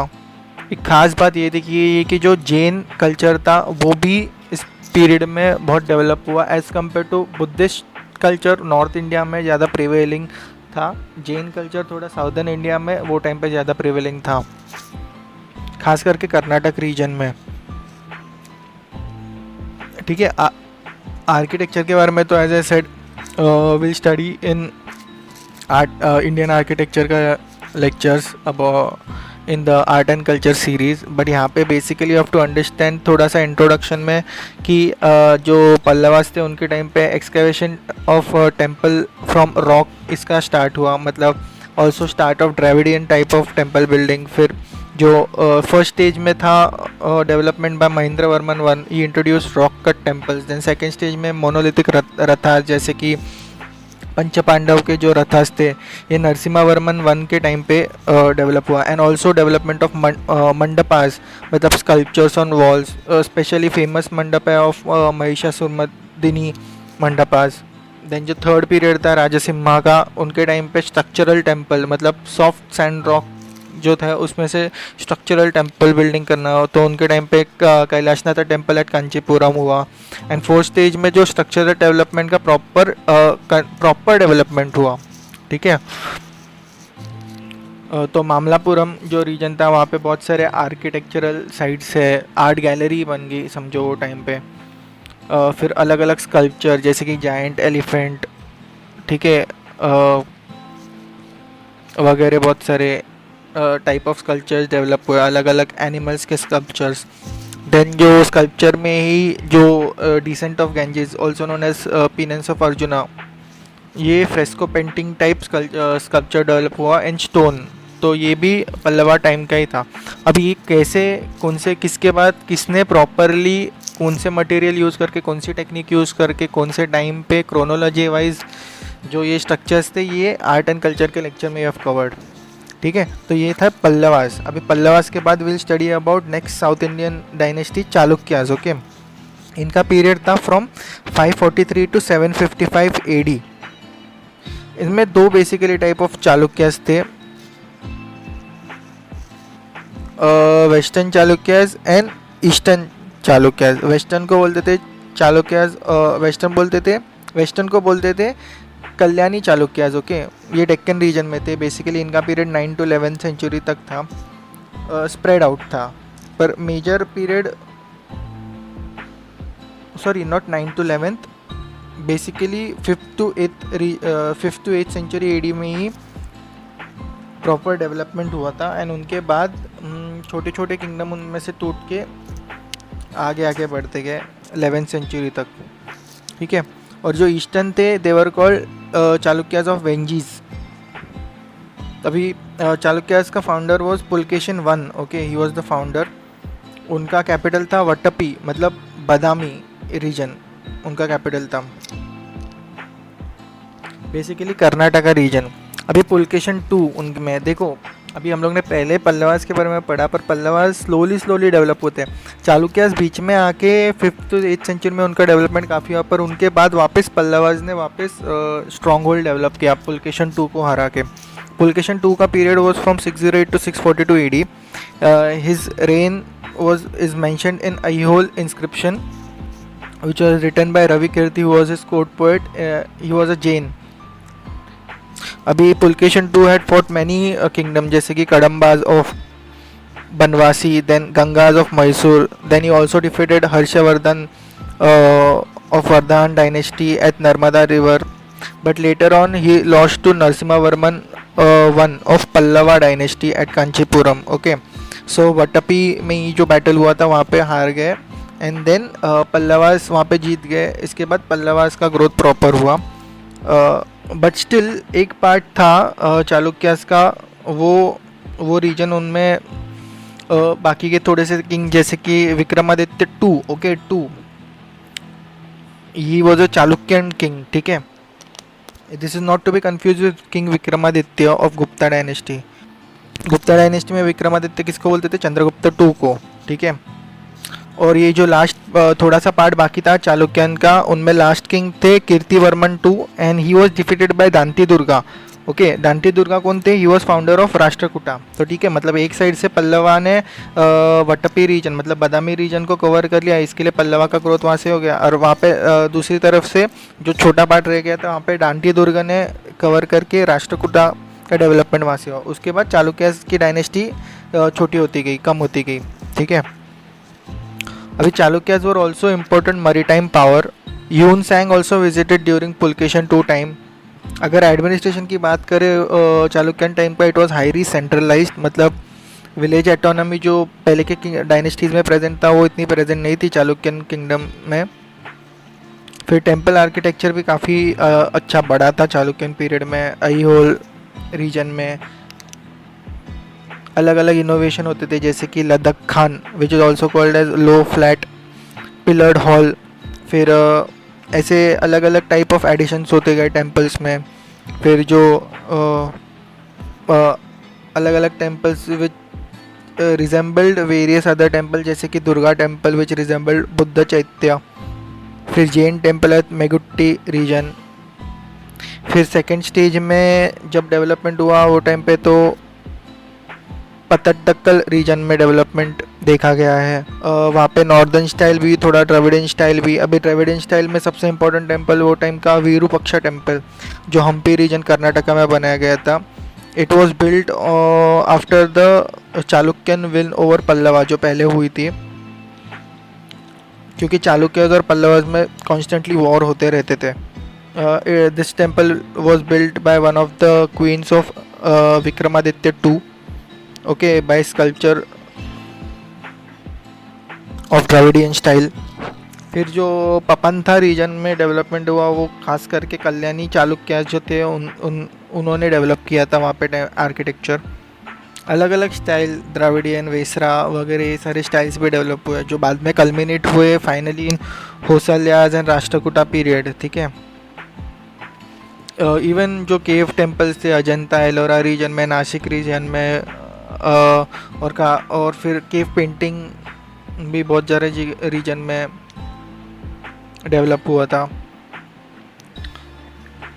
बहुत सारे पिक्चर्स डिपिक्ट किए गए थे, जैसे कि reception given to a Persian embassy during Chalukyan dynasty, तो वो पेंटिंग्स में डिपिक्ट किया गया था। ऐसे सारे वो टाइम के स्टोरीज़ को डिपिक्ट किया जाता था पेंटिंग्स में। ये सारी चीज़ें बाद में सोर्स ऑफ इंफॉर्मेशन बन जाती है उनके डायनेस्टी के बारे में पढ़ते हुए। पर ये सब बेसिकली बहुत क्लियरली समझेगा आर्ट एंड कल्चर के लेक्चर्स में। यहाँ पे बस सुन लो, जितना समझ सकते हो समझ लो, आर्ट एंड कल्चर में प्रॉपर से कवर करेंगे। ठीक है, अभी पल्लवाज हो गए, अभी फिर चालुक्यन हो गए, एंड अभी है राष्ट्रकूटाज। राष्ट्रकूटाज जो डायनेस्टी थी उनका period was from 755 to 975 AD। Okay, और बेसिकली कन्नड़ा रीजन में ज़्यादा डेवलपमेंट था। उनका founder was Danti Durga. Okay, so as we mentioned पहले ही कैप्चर्ड मैनी एरिया, जैसे कि गुजरात एरिया एंड और मालवा रीजन उनका, वो सब कैप्चर किया। फिर जो चालुक्यन किंग था कीर्तिवर्मन, उसको हरा के फिर राष्ट्रकूटा डायनेस्टी को प्रॉपर ग्रोथ मिल गई। फिर राष्ट्रकूटाज में ही कृष्णवन जो किंग थे, ही डिफेटेड ईस्टर्न चालुक्यन, मतलब जो वेंगीज के चालुक्यस थे उनको, और जो गंगास के डायनेस्टी थी उनको भी। Then Krishna one only he built monolithic Kailasa temple at Ellora caves. Okay, फिर जो गोविंद III ये जो किंग थे, he won mostly in northern region. Then Amoghavarsha king जो थे, ही supported Jainism a lot. Then he patronized Jaina Sena, okay, who wrote the book Parsva Bhudaya. Also Amoghavarsha wrote many Kannada works also, जैसे कि he wrote Kavi Rajamarga, which was a compilation of his poetries. Then he built the Rashtrakuta capital, which was Malakheda. Okay, तो राष्ट्रकूटा का capital was Malkheda. Pallavas का capital was Kanchipuram, and जो चालुक्यस थे उनका capital was Vatapi, Badami region. ठीक है, फिर जो कृष्ण 3 थे उनके बाद king, he defeated a small region of Cholas and he built Krishneshwara temple at Rameswaram. Tanjore region में he defeated the Cholas. Cholas के बारे में आगे पढ़ेंगे हम लोग। उनका तो बहुत बड़ा डायनेस्टी था as compare to all these dynasties. मतलब उनके पीरियड का इंफॉर्मेशन सोर्सेज बहुत ज़्यादा है, इसके लिए we understand a lot about them. मतलब बेसिकली जैनिज़्म एंड हिंदुज़म का बहुत ज़्यादा सपोर्ट होता था राष्ट्रकूटास के टाइम पे भी। कल्चरली संस्कृत लैंग्वेज का डेवलपमेंट बहुत होता था, पर फिर बाद में कन्नड़ा लैंग्वेज का भी डेवलपमेंट होने लग गया। लिटरेचर में त्रिविक्रमा कवि रहस्य विच वॉज रिटन बाय हालयुद्ध, तो ये ड्यूरिंग कृष्ण 3 के पीरियड के टाइम, तो ये राष्ट्रकूटास के लिटरेचर का है। तो इकोनॉमी में ट्रेड विथ अरब रीजन बहुत बढ़ गया था। ऑल्सो जो सोसाइटी थी उसमें वैष्णविज्म शिवाइज्म का भी डेवलपमेंट हो गया, और जो 1/3 पॉपुलेशन थी इट वाज जैन। फिर कॉलेज डेवलप किया गया था सालाटगोई, मतलब जो मॉडर्न बीजापुर रीजन है वहाँ पे राष्ट्रकूटास ने कॉलेज के कॉन्सेप्ट को डेवलप किया था। अभी जो एडमिनिस्ट्रेशन है उसमें वी अंडरस्टैंड, जो राष्ट्रकूटास का एडमिनिस्ट्रेशन है उसमें जो प्रोविंसेस थे उसको राष्ट्रस बोलते थे। It was under rashtrapati. Then rashtras के नीचे थे विषयास, मतलब district, it was under vishayapati. Then bhuktis, ठीक है, मतलब 50 to 70 villages, it was under bhogapatis. And then बाद में नीचे था विलेज एडमिनिस्ट्रेशन, जो village assembly and village headman handle करते थे। फिर लिटरेचर में Gunabhadra wrote Adi Purana which was life stories of many Jain monks. जो पोन्ना पोएट थे, POONA, ही रोट शांति पुराना। देन पंपा जो पोएट थे, ही रोट विक्रमा संजय विजया नहीं करेक्शन है, विक्रमार्जुन विजया। ओके, सो देवर ग्रेट कन्नड़ा पोएट्स। ये इंडियन लिटरेचर में भी पढ़ेंगे इम्पोर्टेंट जो ऑथर से उन्होंने क्या क्या लिखा था इन आर्ट एंड कल्चर सीरीज। फिर मैथमेटिशियन थे वीराचर्या, ही रोट गणित सरम। अभी राष्ट्रकूटास में इम्पोर्टेंट आर्ट एंड कल्चर के बारे में आर्किटेक्चर के बारे में बात करें तो इम्पोर्टेंट था एलोरा रीजन में एंड एलिफेंटा रीजन में। खास करके एलोरा रीजन में जो कैलासा टेम्पल था उसमें 4 पार्ट्स थे basically. Main shrine, entry gateway, intermediate shrine जो नंदी के लिए था, and mandapa, it was for surrounding courtyard. Okay, it also had 3 tiered shikhara, मतलब it was similar to Mamallapuram rathas. And inside there were about 16 pillars and goddess Durga slaying the buffalo, वो भी एक sculpture था। फिर जो plinth था it had imposing figures of elephant and lion। फिर वहाँ पे ही रावणा who was trying to lift Mount Kailasa abode of Shiva, उसका भी sculpture था रावणा का मतलब। and then there were scenes of Ramayana, थोड़ा द्रविडियन टाइप आर्किटेक्चर था। जो एलिफेंटास थे they were islands near Bombay, original name वो श्रीपुरी, ठीक है। राष्ट्रकूटा का कैपिटल क्या था, वी सेड मान्यखेटा, ठीक है। अभी पोर्तुगीज जब आए थे they saw Elephanta caves, they saw large elephants there, therefore they started to call it Elephanta, ठीक है। एलिफेंटा का architecture is similar to Ellora. तो वहाँ पे ही जो एंट्रेंस है तो वहाँ पे अलग अलग फिगर्स है द्वारपालकास के। ऑल्सो इंटीरियर वॉल्स पे लॉर्ड शिवा के वेरियस फॉर्म्स है, जैसे कि नटराजा, गंगाधरा, अर्धनारीश्वर, देन सोमस्कंद। ऑल्सो वहाँ पे एक बड़ी इम्पोजिंग फिगर है ऑफ त्रिमूर्ति जो अबाउट 6 मीटर हाई है। तो ये सारा जो आर्किटेक्चर था it was from Rashtrakuta time. तो राष्ट्रकूटा का इम्पोर्टेंट कंट्रीब्यूशन है आर्किटेक्चर में भी उस हिसाब से, ठीक है। तो अभी क्या क्या समझ लिया, पल्लव समझ लिया, चालुक्य समझ लिया, राष्ट्रकूटा समझ लिया। अभी चोलास को पढ़ेंगे, फिर साउथ इंडियन किंगडम को समझ लेंगे पूरा। ये साउथ इंडियन किंगडम के इम्पोर्टेंट किंगडम्स थे, ठीक है। अब चोला डायनेस्टी के बारे में पढ़ते हैं। इनको इम्पीरियल चोलास भी बोलते थे। उनका बेसिकली पीरियड अगर देखा जाए तो बहुत पहले से थे, बट उनका rise of power and strong hold 8th century to 12th century AD तक था। तो खास करके प्रोमिनेंट वो 9th सेंचुरी में बन गए। इन उनका कैपिटल था Tanjore region, okay. Famous inscription है उत्तरी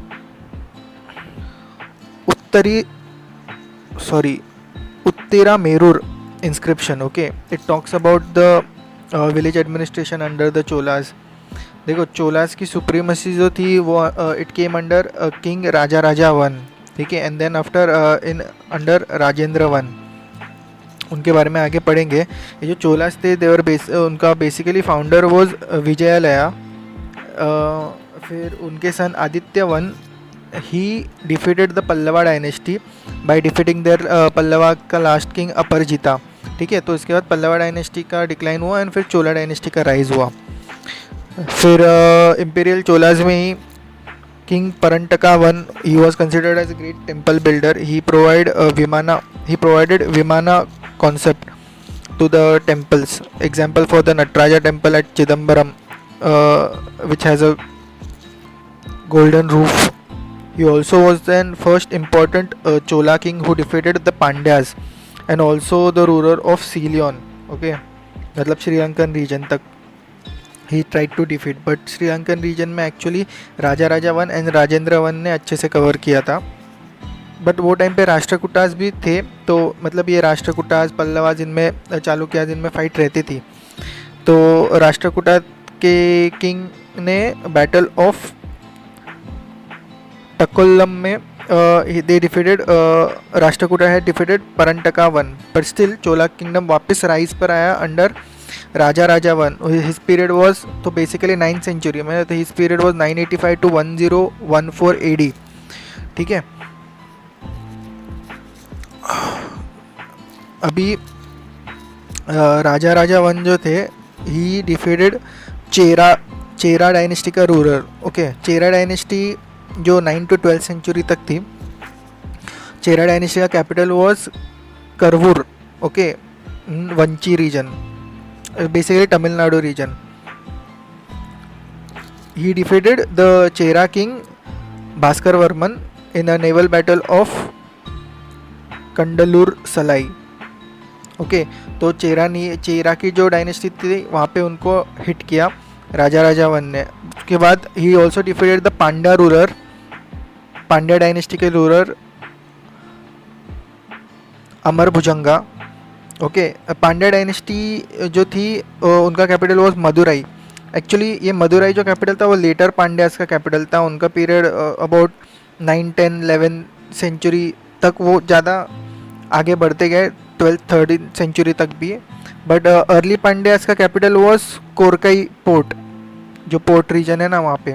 but Madurai is considered Pandyas का कैपिटल। पांड्यास के बारे में पढ़ेंगे, संगम लिटरेचर के बारे में पढ़ेंगे तभी, okay. Raja one also won Mysore region. He also invaded in Sri Lanka, but बाद में श्रीलंका को actually cover properly Rajendra one ने किया था, ठीक है।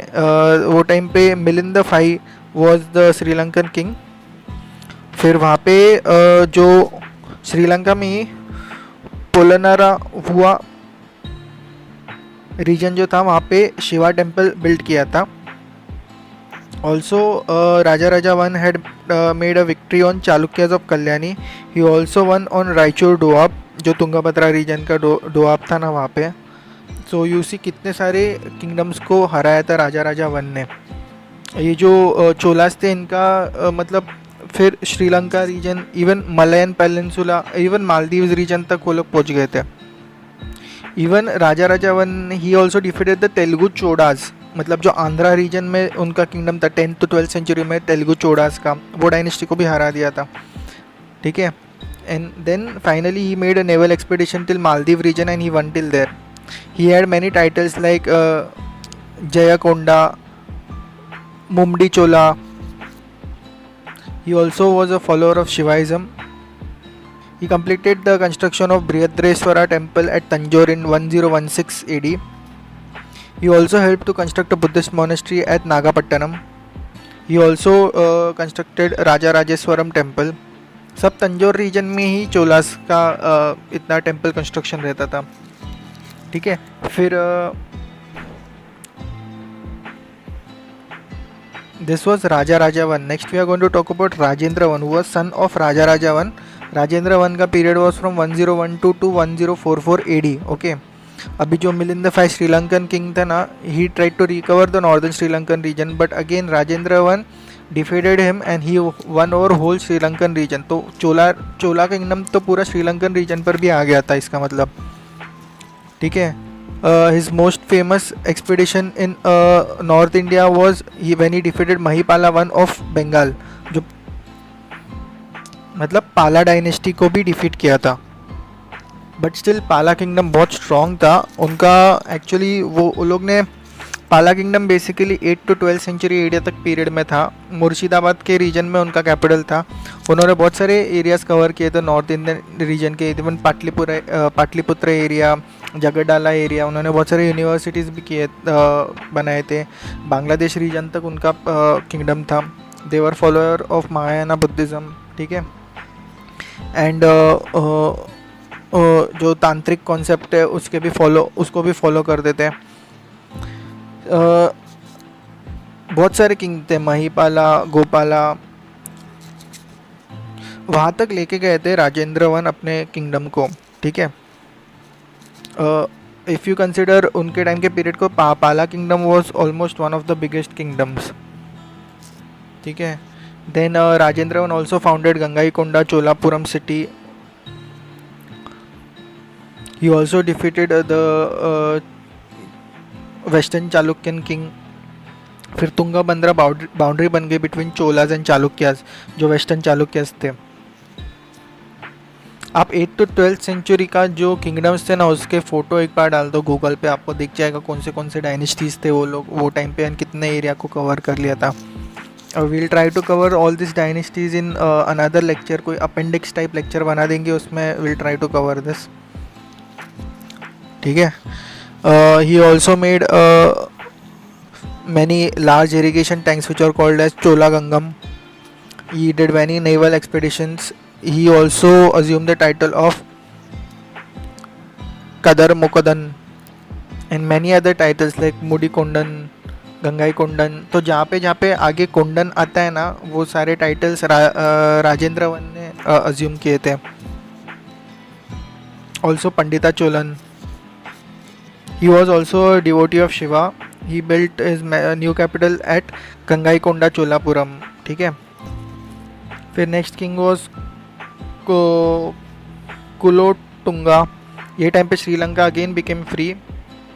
He also send many missionaries at Chinese embassy. Then Rajendra III and he was defeated by Jatavarman Sundara Pandyan. सो उसके बाद पंड्यन एम्पायर वहाँ पे ग्रो हो गया। अभी अगर चोला एडमिनिस्ट्रेशन के बारे में बात करें तो central government triangular type administration था। Officials were known as Sirundanam and Perundanam. Revenue department was known as Puravari Thakalam. Toll department था, कस्टम डिपार्टमेंट था। Temples were exempted from taxes.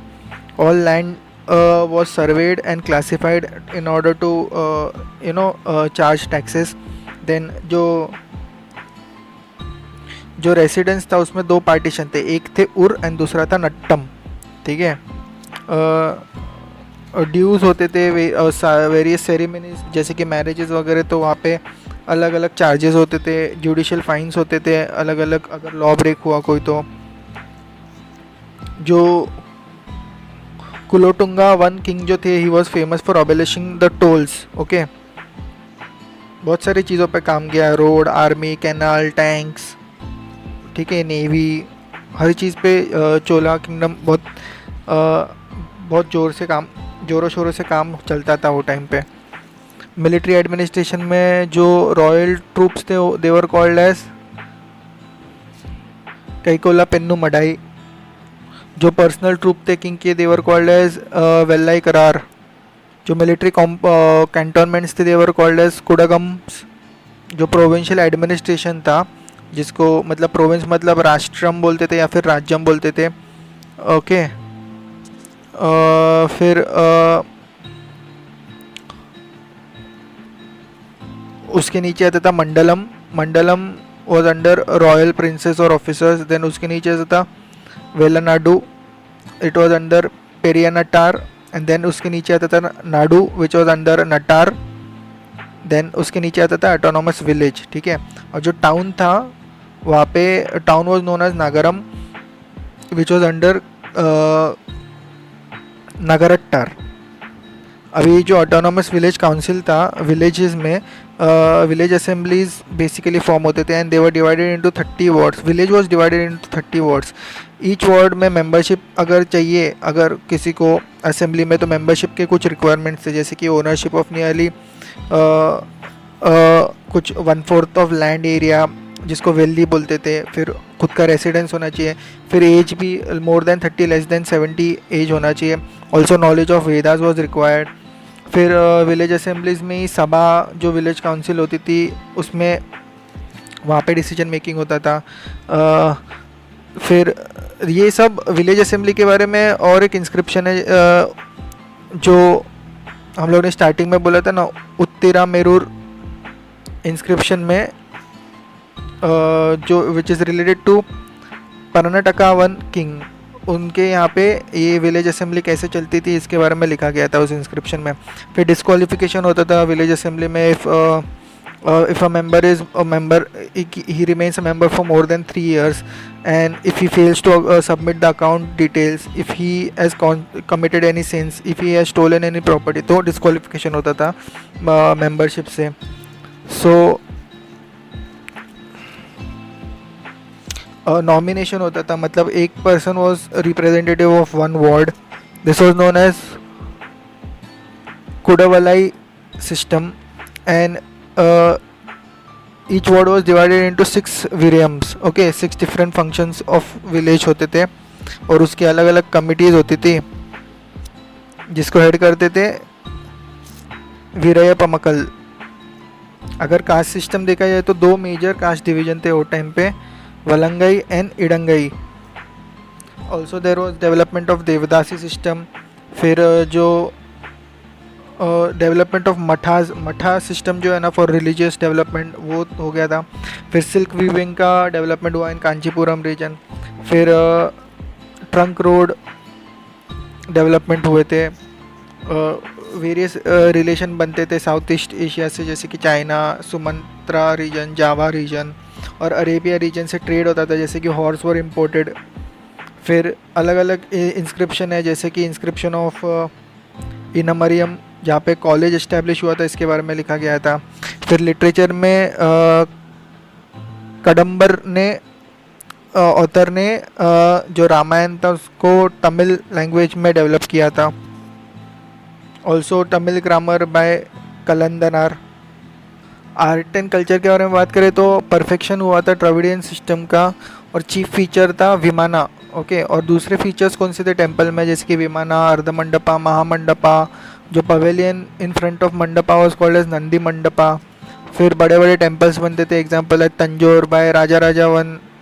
फिर जो बृहदेश्वरा टेम्पल बनाया था। फिर जो Gangaikonda Cholapuram temple by Rajendra one, ठीक है। ये गंगाईकोंडा चोलापुरम कब बनाया था, when he conquered the Ganges area, it and then that's why it is called Gangaikonda Cholapuram. Later on it became the capital, ठीक है। और फिर जो ब्रॉन्ज के नटराजा फिगर थी ना, डांसिंग शिवा, वो चोलास के टाइम पे फेमस हुए थे। फिर जो शिवा के टेम्पल्स थे, various temples at Gangaikonda Cholapuram. फिर Airavatesvara temple in Tanjore region only. Tanjore region में चोलास का इतना सारा आर्ट एंड आर्किटेक्चर का डेवलपमेंट हुआ था। जो टेम्पल्स थे, we'll understand it differently in architecture का chapter of art and culture. अभी समझ में आया कितने सारे किंगडम्स के बारे में बात की हम लोग ने। और उनके कैपिटल्स भी समझ में आया ना, पल्लवा किंगडम का कांचीपुरम, चालुक्यन किंगडम का वटपी बादामी रीजन, राष्ट्रकूटा का मान्यखेटा, पांड्यान का मदुराई, चेरा का करूर, चोलास का तंजोर नियर गंगाईकोंडा चोलापुरम। ठीक है, अभी ये जो क्रोनोलॉजी भी समझ लो, देखो पहले कदम्बा, अब पहले से जो कैसे डेवलपमेंट हुआ, पहले कदम्बा डायनेस्टी थी जिसका कैपिटल था बनावासी, जो about 3rd to 5th century थी। फिर चालुक्याज ऑफ बादामी, फिर ईस्टर्न चालुक्याज, ठीक है, और फिर वहाँ से लेके कटाकिया डायनेस्टी, ऑलमोस्ट कटाकिया डायनेस्टी तक 11 to 13 सेंचुरी एडी तक ये डायनेस्टी चलती रही साउथ इंडिया की। जो कटाकिया डायनेस्टी, ककाटिया डायनेस्टी, ठीक है, करेक्शन है, ककाटिया डायनेस्टी ऑलमोस्ट 13 सेंचुरी तक वारंगल तेलंगाना रीजन थे तब तक। एंड ये डायनेस्टी का फेमस क्वीन वॉज रुद्रमा देवी। ठीक है, और फिर ये सारे डायनेस्टीज खत्म होने के बाद दिल्ली सल्तनत, फिर मुगल एम्पायर ऐसे स्टार्ट हुआ, तो ये मिडिवल इंडिया में चले जाता है। तो क्रोनोलॉजी एक बार वापस मैं ऊपर से क्रोनोलॉजी बता देता हूँ। देखो पहले मौर्यास थे जो पहले इन BC पीरियड थे, फिर पोस्ट मौर्यन किंगडम्स है जिसमें शुंगास, सतवाहना, साकास एंड कुशानास थे। फिर गुप्ताज आए, गुप्ता किंगडम, ये AD से स्टार्ट होता है। फिर वर्धमान किंगडम, ठीक है। फिर साउथ में अगर बात करें तो वही टाइम पे पल्लवा किंगडम, ठीक है। फिर चालुक्या में ईस्टर्न चालुक्या बादामी के, फिर वेस्टर्न चालुक्यास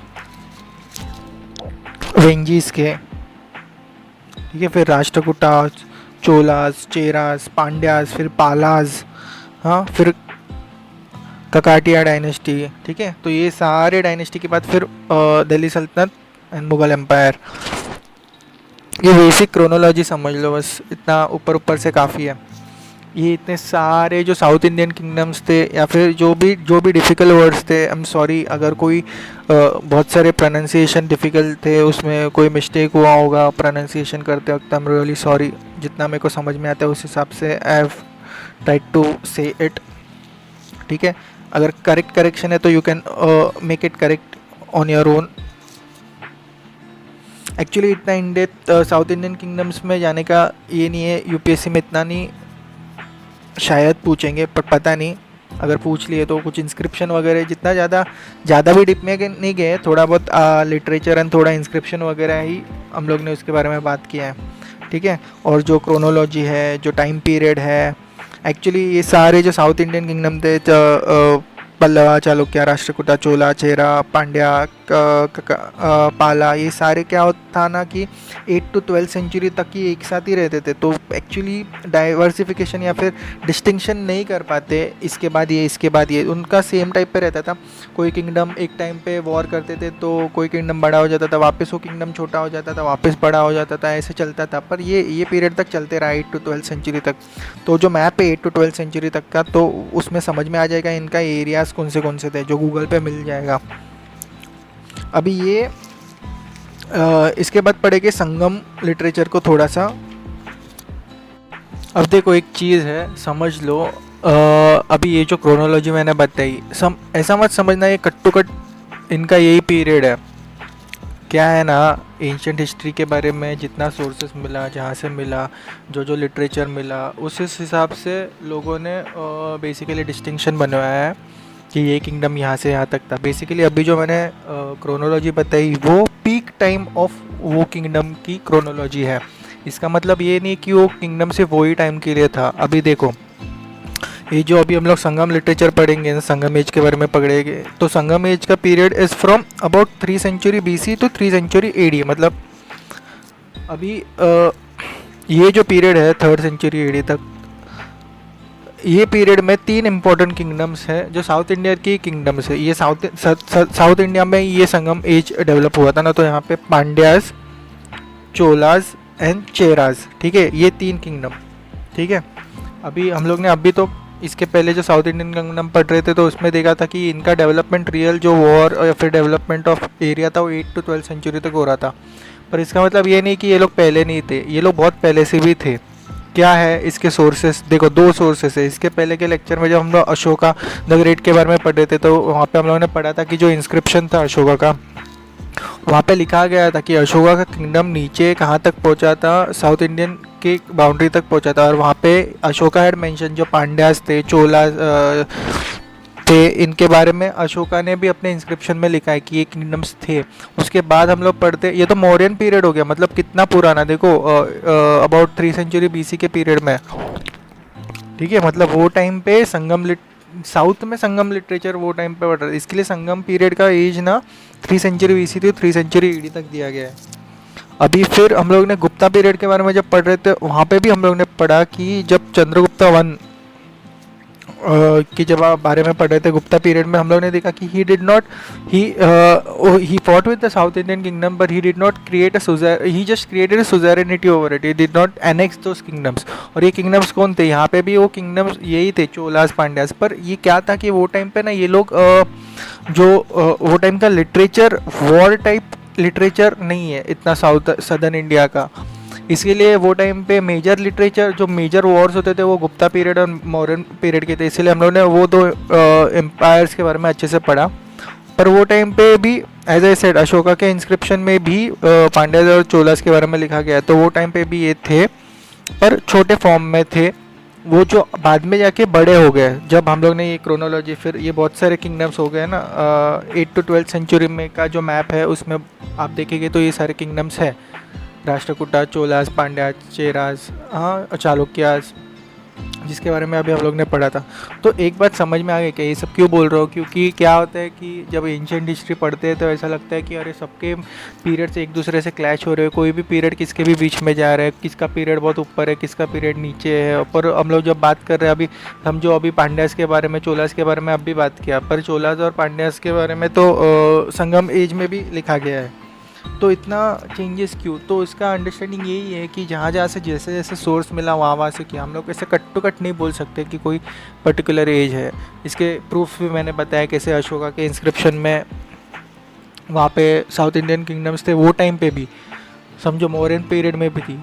और अभी हम लोग जब चालुक्यास और पल्लवास के बारे में बात करें, आई होल इंस्क्रिप्शन, ये सारे इंस्क्रिप्शन, पल्लवास के इंस्क्रिप्शन, तो यहाँ पे भी लिखा है कि पल्लवास में चालुक्यास वगैरह। इवन मतलब जब हम लोग चोलास का चैप्टर पढ़ रहे थे, मतलब जब हम लोग ने राजा वन चोला के बारे में पढ़ा, उनका पीरियड तो 985 to 1014 AD था। तो वहाँ पे भी लिखा गया हिस्ट्री में कि वो लोग ने चेरा डायनेस्टी को हराया था, फिर पांड्या डायनेस्टी को हराया था, फिर मैसूर डायनेस्टी को हराया था, फिर तेलुगु चोडास को हराया था।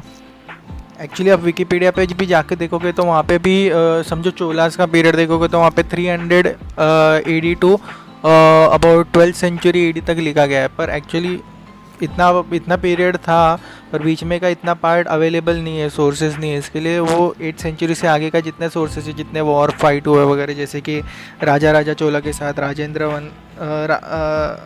राजेंद्र चोला के साथ जो फाइट्स हुए, वहाँ से जितने इन्फॉर्मेशन जैसे जैसे मिली, आर्ट एंड कल्चर से, आर्किटेक्चर से जैसे इन्फॉर्मेशन मिली, उसके हिसाब से डेवलप हुआ। तो समझा क्या? इतना ही बताने का था कि एकदम कट टू कट ये नहीं है, क्या बोलते हैं, डिस्टिंक्शन नहीं है एजेस में। पर फिर भी अगर इम्पोर्टेंट अगर हम लोग क्रोनोलॉजी देखें तो पहले मौर्याज आए थे, फिर गुप्तास, ठीक है, फिर हर्षवर्धन, फिर उसके नीचे पल्लवा, चालुक्यास, ठीक है। और ये जो चोला चेरा पांड्या है, वी कंसिडर इट नीचे ही, मतलब 8 to 12th सेंचुरी में ही, पर उनका स्टार्टिंग बहुत पहले हुआ था, क्योंकि उनके बारे में संगम लिटरेचर के में भी इतना सारा लिखा गया है, ठीक है। चलो now will start with Sangam literature. तो यहाँ पे संगम एज में देखो 3 इम्पोर्टेंट किंगडम्स थे, चेरास का, पांड्यास का एंड देन चोलास का। अभी चेरास में उनका कैपिटल केरला रीजन में थे ज़्यादा करके, उनका कैपिटल था वंजी, ओके। और बाद में वो कुरूर रीजन को भी कैपिटल बन गया था। उनके सी पोर्ट इम्पोर्टेंट थे तोंडी एंड मुसिरी, ठीक है। फिर पुगलूर इंस्क्रिप्शन जो है talks about Chera rulers and their trade even with Romans. फिर चेरा के टाइम पे ही Chera Senguttuvan, he was younger brother of Elango Adigal, okay. He did military expedition till Himalayas. He also introduced Pattani cult and worship of Kangai, which is a concept of related to ideal wife. It is also mentioned that his consecration ceremony was attended by Sri Lankan king Gajan Bahu II. Okay. कहाँ से? ये जो दीपवंसा, महावंसा, शिलापतिकरम, ये सारे book से it is also confirm. ठीक है. फिर जो पांड्यास थे वो तो तमिलनाडु रीजन में थे, उनका कैपिटल मदुराई रीजन ही था. ठीक है. उनके important sea port was Korkai sea port. Pandyas was the most important dynasty which patronize the Sangam age. Okay. Pandyas का सबसे इम्पोर्टेंट कॉन्ट्रीब्यूशन है. एक्चुअली अभी नहीं समझेगा इतना क्लियरली, सिर्फ संगम एज के बारे में पढ़ेंगे हम लोग तो जब आर्ट एंड कल्चर में लिटरेचर के बारे में पढ़ेंगे वहाँ पे क्रोनोलॉजी वाइज बराबर समझाऊंगा. यहाँ पे ऊपर से एक ओवरव्यू समझ लो बस. और जो बाद में चोलास थे उनका कैपिटल रीजन वॉज पंपुहार रीजन. तो देखो आप ये विकिपीडिया पे भी देखोगे ना तो चोलास के बारे में आप देखोगे early Cholas, medieval Cholas and then जो चोलास जो बाद में राजावन, राजेंद्रवन, उनके बारे में फिर वो मॉडर्न लेवल तक आ जाते हैं. ठीक है. वहाँ पे गंगाईकोंडा चोलापुरम के बारे में उनका कैपिटल वो बनाया गया है. तो ऐसे चोलास का किंगडम भी डेवलप हुआ था. ठीक है. अभी ये जो 3 डायनेस्टी थे संगम के टाइप, तो उनका जो एम्बलम रहते थे वो क्या क्या था? देखो, पांड्यास का था क्रैब, चोलास का था टाइगर एंड चेरास का था बो एंड एरो में का बो. ठीक है. अभी संगम एज के बारे में सबसे इम्पोर्टेंट पार्ट पढ़ेंगे. संगम एज मतलब क्या? It was considered as Sangams means it was assembly of Tamil poets. Okay. 3 Sangam ages हुए. First it was held in Madurai but no literature work is available. Second was held in a region of Kapadapuram. Literature work में Tolkappiyam is available. Third was held in Madurai again. It was founded by Madathirumaran. अभी ये जो संगम्स थे they flourished under patronage of Pandyas basically. और इसमें अभी literature के बारे में बात करेंगे. लिटरेचर में जो इम्पोर्टेंट लिटरेचर थे उसमें थे Tolkappiyam which was written by Tolkappiyar. It is considered one of the earliest Sangam text. It was work on Tamil grammar and also information about socio economic political life of that time. Then next was Pattu. It is considered as 10 edils. It was divided into 2 main groups. एक था अहम and दूसरा था Puram. Aham means love and Puram means valour. Okay. Valour quality, VALOUR. Next was Itutogoi. It was considered as 8 anthologies. It was also divided into 2 main groups, love and valor. फिर 2 important epics were Manimegalai and Sipattigaram. Manimegalai जो था it was written by Sittalai Sattanar. It was based on Sangam polity and society. और ये जो दूसरा था Sipattigaram, it was written by Ilango Adigal. Actually अगर देखा जाए तो spelling is Silappatikaram, not Sipattigaram. ठीक है. तो Silappatikaram was written by Ilango Adigal. He was a poet. ठीक है. फिर जो पथिन केलुनकू है, it is about 18 works which are based on ethics and morals. और उसमें ही मोस्ट इम्पोर्टेंट है Thirukkural. It was written by Thiruvalluvar. बहुत सारे जो ग्रीक ऑथर्स हैं उन्होंने भी इसके बारे में मेंशन किया है, जैसे कि मैगिस्थेनस, स्टैब्रो, प्लिनी, प्लोटेमी. ठीक है. Even as I said Ashoka के inscription mention Chola, Chera and Pandya kingdom. ठीक है. फिर जो हाथी गुम्पा इंस्क्रिप्शन है खरवेला किंग ऑफ कलिंगा का, he also mentions about the Tamil kingdoms. फिर बहुत सारे एक्सकेवेशन जो किए थे आर्किमेडो रीजन में, पंपुहार रीजन में. यहाँ से भी we get information about these kingdoms. फिर जो as I said Gajabahu II of Sri Lanka and जो चेरा का किंग थे सेनगट्टुवन, they were contemporaries. This was confirmed by 3 books. एक था दीपवंसा, दूसरा था महावंसा एंड ऑल्सो शिलापतिकरम. ठीक है. Even the Roman coins of first century are found in Tamil Nadu region. तो इस मेंशंस की उनके साथ ये जो this was also confirm by Pugalur inscription, जहाँ पे लिखा था कि रोमन के साथ ट्रेड रहता था. ये चेरा किंगडम से जो रीजन था वहाँ से मिला था inscription. Basically, as I said, Sangams, which was considered the Academy of Tamil Poets. It was also called as Muchungam. फिर जो philanthropy which was given to Tamil poet, it was known as Kadaielu Valalgai. Kadaielu Valalgal.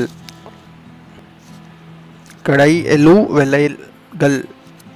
Sorry यार, बहुत difficult pronunciation है कुछ कुछ जगहों पर. Please forgive me if my pronunciation is wrong. जो वर्ड जैसे विकिपीडिया पे या फिर जहाँ से मिला वो इंग्लिश प्रोनाउंसिएशन के हिसाब से आई एम ट्राइंग. फिर there were also mentions of custom duty on foreign trade. अभी ये जो संगम पॉलिटी था वो टाइम पे ये वहाँ पे हेरिडेटरी मोनार्की था. और जो इम्पीरियल कोर्ट था उसमें 4 काउंसिल्स थे. Imperial court which was called as Avai. इसमें 4 काउंसिल्स थे. एक थे प्रीस्ट का, दूसरा मिलिट्री कमांडर सेनापति, तीसरा एनवॉइस का विच वॉज कॉल्ड एज तुथार. फिर स्पाइस का एक था, स्पाई जो होते हैं उनका. और प्रीस्ट जो थे उनका था अंथनार, मिलिट्री कमांडर का सेनापति. तो ये 4 थे. फिर जो सोसाइटी था उसको संगम एज में Tolkappiyam has referred to 5-fold division of lands. उसमें एंड 4 टाइप ऑफ कास्ट. और 4 टाइप ऑफ कास्ट में पहला था RSR means ruling class. Then Anthanar जो संगम पॉलिटी के बारे में it is refer to the Sangam polity. Then Vanigar trade related था एंड वेलाल्स एग्री रिलेटेड था, एग्रीकल्चर रिलेटेड. और जो 5-fold डिवीजन ऑफ लैंड था उसमें कुरिंजी हिल ट्रैक रीजन में थे. फिर पास्टोरल रीजन में मुल्लाई, एग्री रीजन में मुरुदम, कोस्टल रीजन में नैडाल, डेजर्ट रीजन में पलहई. तो ये 5 type of division of land थे. फिर जो रिलीजन थे वो टाइम पे सबसे important God was Murugan. Okay. There were various hero stones also means जो ब्रेवरी इन बैटल के लिए वहाँ पे हीरो स्टोन्स को वर्शिप किया जाता था. फिर जो विमेन थे उसमें इम्पोर्टेंट पोएट्स थे अवैयार, नच्चलैयार, ककई पड़नियार. ऑल्सो इतना डेवलपमेंट वुमेन के होके भी दूसरे साइड पे सती सिस्टम चलता था. एंड लाइफ ऑफ विडो जो थी वो इतनी अच्छी नहीं थी. पेट्रियार्कल सिस्टम थोड़ा सा था, डेवलप होना स्टार्ट हो गया था क्योंकि ये अर्ली टाइम्स है. इतना भी डेवलप नहीं हुआ था. इकोनॉमी के बारे में बात करें तो एग्रीकल्चर चीफ ये था सोर्स ऑफ इनकम, ऑक्यूपेशन. फिर राइस क्रॉप का डेवलपमेंट हुआ था, पैडी क्रॉप का मतलब खास करके पंड्या एंड चोला रीजन में. फिर पेपर, जैक फ्रूट, सिनेमन, रागी, टर्मरिक, ये सब भी डेवलपमेंट हुए थे. शिप बिल्डिंग का डेवलपमेंट हुआ था, कारपेंट्री, मेटल वर्क, ये सब डेवलपमेंट होने लगे थे 3rd सेंचुरी AD तक. ठीक है. फिर gold silver coins of many Roman emperors like Nero, एनियारो, अगस्टस, ये they were also find in this regions. ठीक है. तो ये था संगम एज के बारे में बेसिक इन्फॉर्मेशन. आई नो बहुत सारे वर्ड्स इतने डिफ़िकल्ट है, मतलब प्रोनाउंस करना तो याद रखना तो बहुत डिफ़िकल्ट है, पर जितना याद रख सकते हो उतना याद रखो. जितना याद रहा, मेरे को भी जितना याद रहता है उतना ही मैं याद रखूँगा. अभी ये सब तो थोड़ा सा नोटिंग वगैरह कर लिया था, इसके लिए याद है, देख के बोल सकता हूँ, पर ऑब्वियसली इतना याद नहीं रहता किसी को इतने अच्छे से. फिर जितना जितना इम्पोर्टेंट याद है आपको, that will help in the exam. अब एक हल्का सा लास्ट चैप्टर कवर करेंगे, spread of Indian culture in Asian continent. जितना हो गया था एशियन पीरियड के टाइम पे, मतलब देखो चाइना में देखा जाए तो सेंट्रल एशिया की तरफ भी बढ़े थे हम लोग, साउथ ईस्ट एशिया की तरफ भी बढ़े थे, ईस्ट एशिया की तरफ भी बढ़े थे. ठीक है.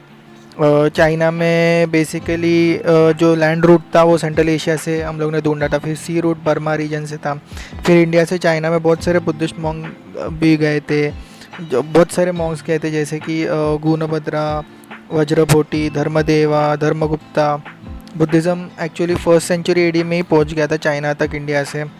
फिर साउथ ईस्ट एशिया में भी बहुत सारे संस्कृत एंड बुद्धिस्ट टेक्स्ट मिले थे। ओके, जो कैम्बोडिया रीजन था, मतलब वो टाइम पे खम्बोजा बोलते थे उसको, वहाँ पे बहुत सारे रीजन्स में जैसे कि लाओस, बर्मा, मलयन रीजन में बहुत सारे लिटरेचर वर्क जैसे कि वेदास, पाणिनि का ग्रामर के रिलेटेड वर्क, फिर रामायण, महाभारत, ऐसे बहुत सारी चीज़ें इंडियन कल्चर का इन्फ्लुएंस हुआ वहाँ पे। अभी नेटिव रूलर वहाँ के थे कंबोडिया के खेमर। ओके, देवर को ऑल्सो कॉल्ड एज वर्मन। तो वहाँ पे सूर्यवर्मन टू ने बहुत बड़ा टेम्पल अंगोरकर वट बनाया था। It was dedicated to Shiva. It was developed in Dravidian style. Okay, और वॉल पे महाभारत एंड रामायण के स्कल्पचर्स थे, पेंटिंग्स थे। तो फिर तिब्बत रीजन में बुद्धिस्ट किंग जो गैम्पो थे, he founded city of Lhasa and introduce Buddhism there. Also जो पाला डायनेस्टी था बंगाल रीजन का, it had good relation with Tibet. Even जब बंगाल वॉज अटैक्ड बाय जो मुस्लिम इन्वेडर्स थे वो टाइम के, सो मैनी बुद्धिस्ट मॉन्क टुक सोलेस इन तिब्बत रीजन। ठीक है, फिर श्रीलंका की बात की जाए तो जो बुद्ध घोषा थे in 5th century he visited Sri Lanka. He also tried to he consolidated Hinayana Buddhism in that region. फिर वहाँ पे बाद में महायाना बुद्धिज़्म भी पहुँचा। Also many stone carvings are formed. Even जो पेंटिंग्स थे सिगारिया रीजन में श्रीलंका के, they were on basis of Ajanta and Ellora paintings. तो ऐसा इन्फ्लुएंस श्रीलंका पे भी हुआ है। फिर जो चंपा रीजन थे, मतलब जो कंबोडिया रीजन के पास में ही, वहाँ पे first Hindu dynasty was established by Sri Mara. Okay, it was later annexed by Cambodia. फिर वहाँ पे म्यांमार रीजन में, बर्मा रीजन में basically Ashoka had sent various missionaries. फिर बाली रीजन में बुद्धिस्ट आई सिंह के बारे में जो हम लोगों ने बोला था, he also referred about Buddhism spread in Bali region. ठीक है, फिर सियाम रीजन, थाईलैंड रीजन में, वहाँ पे लॉज ऑन धर्मशास्त्रास। फिर टेम्पल इन बैंकॉक भी मिला था अबाउट रामायणा के बारे में, एक टेम्पल भी है। फिर बहुत सारे जो इंडियन सिस्टम है वहाँ पे भी फॉलो की जाती है। कुछ जगहों पर कास्ट सिस्टम इंडियन सिस्टम के बेसिस पर वो भी फॉलो की जाती है। साउथ ईस्ट एशिया में खास करके हीनायाना, महायाना बुद्धिज़्म, दोनों टाइप के बुद्धिज़्म फॉलो की जाते हैं। फिर सुमत्रा, जावा रीजन जो मलई आर्चिपेलागो रीजन में है, वहाँ पे भी जो शैलेंद्र एम्पायर था वहाँ पे महायाना बुद्धिज़्म का स्प्रेड हुआ था।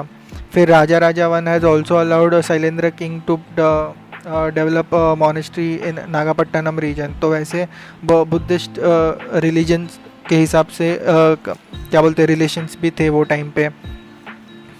अभी बहुत सारे ग्रेट मॉन्यूमेंट्स भी बनाए गए इंडो जावा रीजन में भी, जैसे कि बोरोबुडोर temple in Java reason.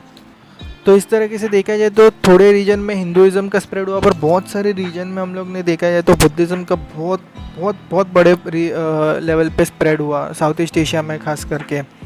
And then Chinese reason में भी, फिर चाइना से वो जापान वगैरह आगे बढ़ता गया। तो ऐसा इन्फ्लुएंस था एंशिएंट पीरियड के कल्चर से, जो हम लोग ने देखा जाए जैसे कि आई सिंग, यूनजैंग और फाहीन, दे ऐसे वो साइड से उनके स्कॉलर्स आते थे। They used to study about Indian culture and they used to take back this Indian culture to their countries. और वैसे वो संस्कृत लिटरेचर वगैरह पढ़ के फिर उसको चाइनीज़ लैंग्वेज में कन्वर्ट करके दे टुक इट टू चाइना। फिर वहाँ पे चाइनीज़म बुद्धिज़्म का स्प्रेड हुआ। इस हिसाब से बेसिकली हम लोग ने देखा जाए तो इन्फ्लुएंस हुआ है एंशिएंट टाइम के पीरियड का, खास करके रिलीजियस एस्पेक्ट्स का on near by regions of India का। बट एम्पायर बिल्डिंग इतना नहीं हो पाया क्योंकि इंडिया के अंदर इतने सारे एम्पायर्स थे और बाद में सी आ जाती थी, सी से ट्रैवल करना डिफ़िकल्ट पड़ जाता था। इसके लिए वैसे एम्पायर बिल्डिंग कभी हुआ नहीं इतना अच्छा on outside of India. But India में भी बहुत सारे एम्पायर्स थे विच वी स्टडीड अबाउट। उनकी क्रोनोलॉजी को भी समझा, कट टू कट नहीं है बट इवेंचुअली एक ऊपर से क्रोनोलॉजी हम लोग ने समझ ली है। फिर भी आगे जाके try to make one video जहाँ पे एंशिएंट और मिडिवल के इम्पोर्टेंट जो किंग्स थे या फिर उनके किंग थोड़ा अपेंडिक्स टाइप कोई वीडियो अगर बना सकता हूँ तो बना दूँगा।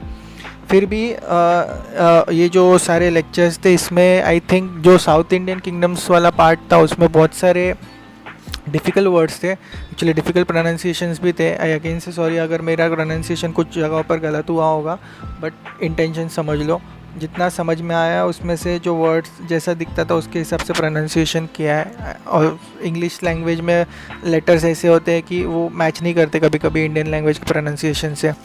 फिर भी बेसिकली जो मौर्यन किंगडम और जो गुप्ता पीरियड था वहाँ तक का तो बहुत इम्पोर्टेंट आपको समझना ही है। फिर साउथ इंडियन किंगडम में आप क्रोनोलॉजी एंड जो किंग्स थे इम्पोर्टेंट, थोड़े से इम्पोर्टेंट किंग जैसे कि चोला पीरियड में राजा राजावन, राजेंद्र वन, इनका थोड़ा सा काम। फिर जो इम्पोर्टेंट कैपिटल्स थे ये भी जान लिया तो भी काफ़ी है। फिर लिटरेचर और जो आर्किटेक्चर के बारे में हम लोग ने यहाँ पे भी पढ़ा है, यहाँ पे नहीं समझा तो भी चलेगा। वो आर्ट एंड कल्चर के जब लेक्चर्स हो गए तो वहाँ पे अच्छे से पढ़ लेना, वहाँ से अगर समझ गए तो भी काफ़ी होगा, तो पूरा कवर हो जाएगा। ठीक है।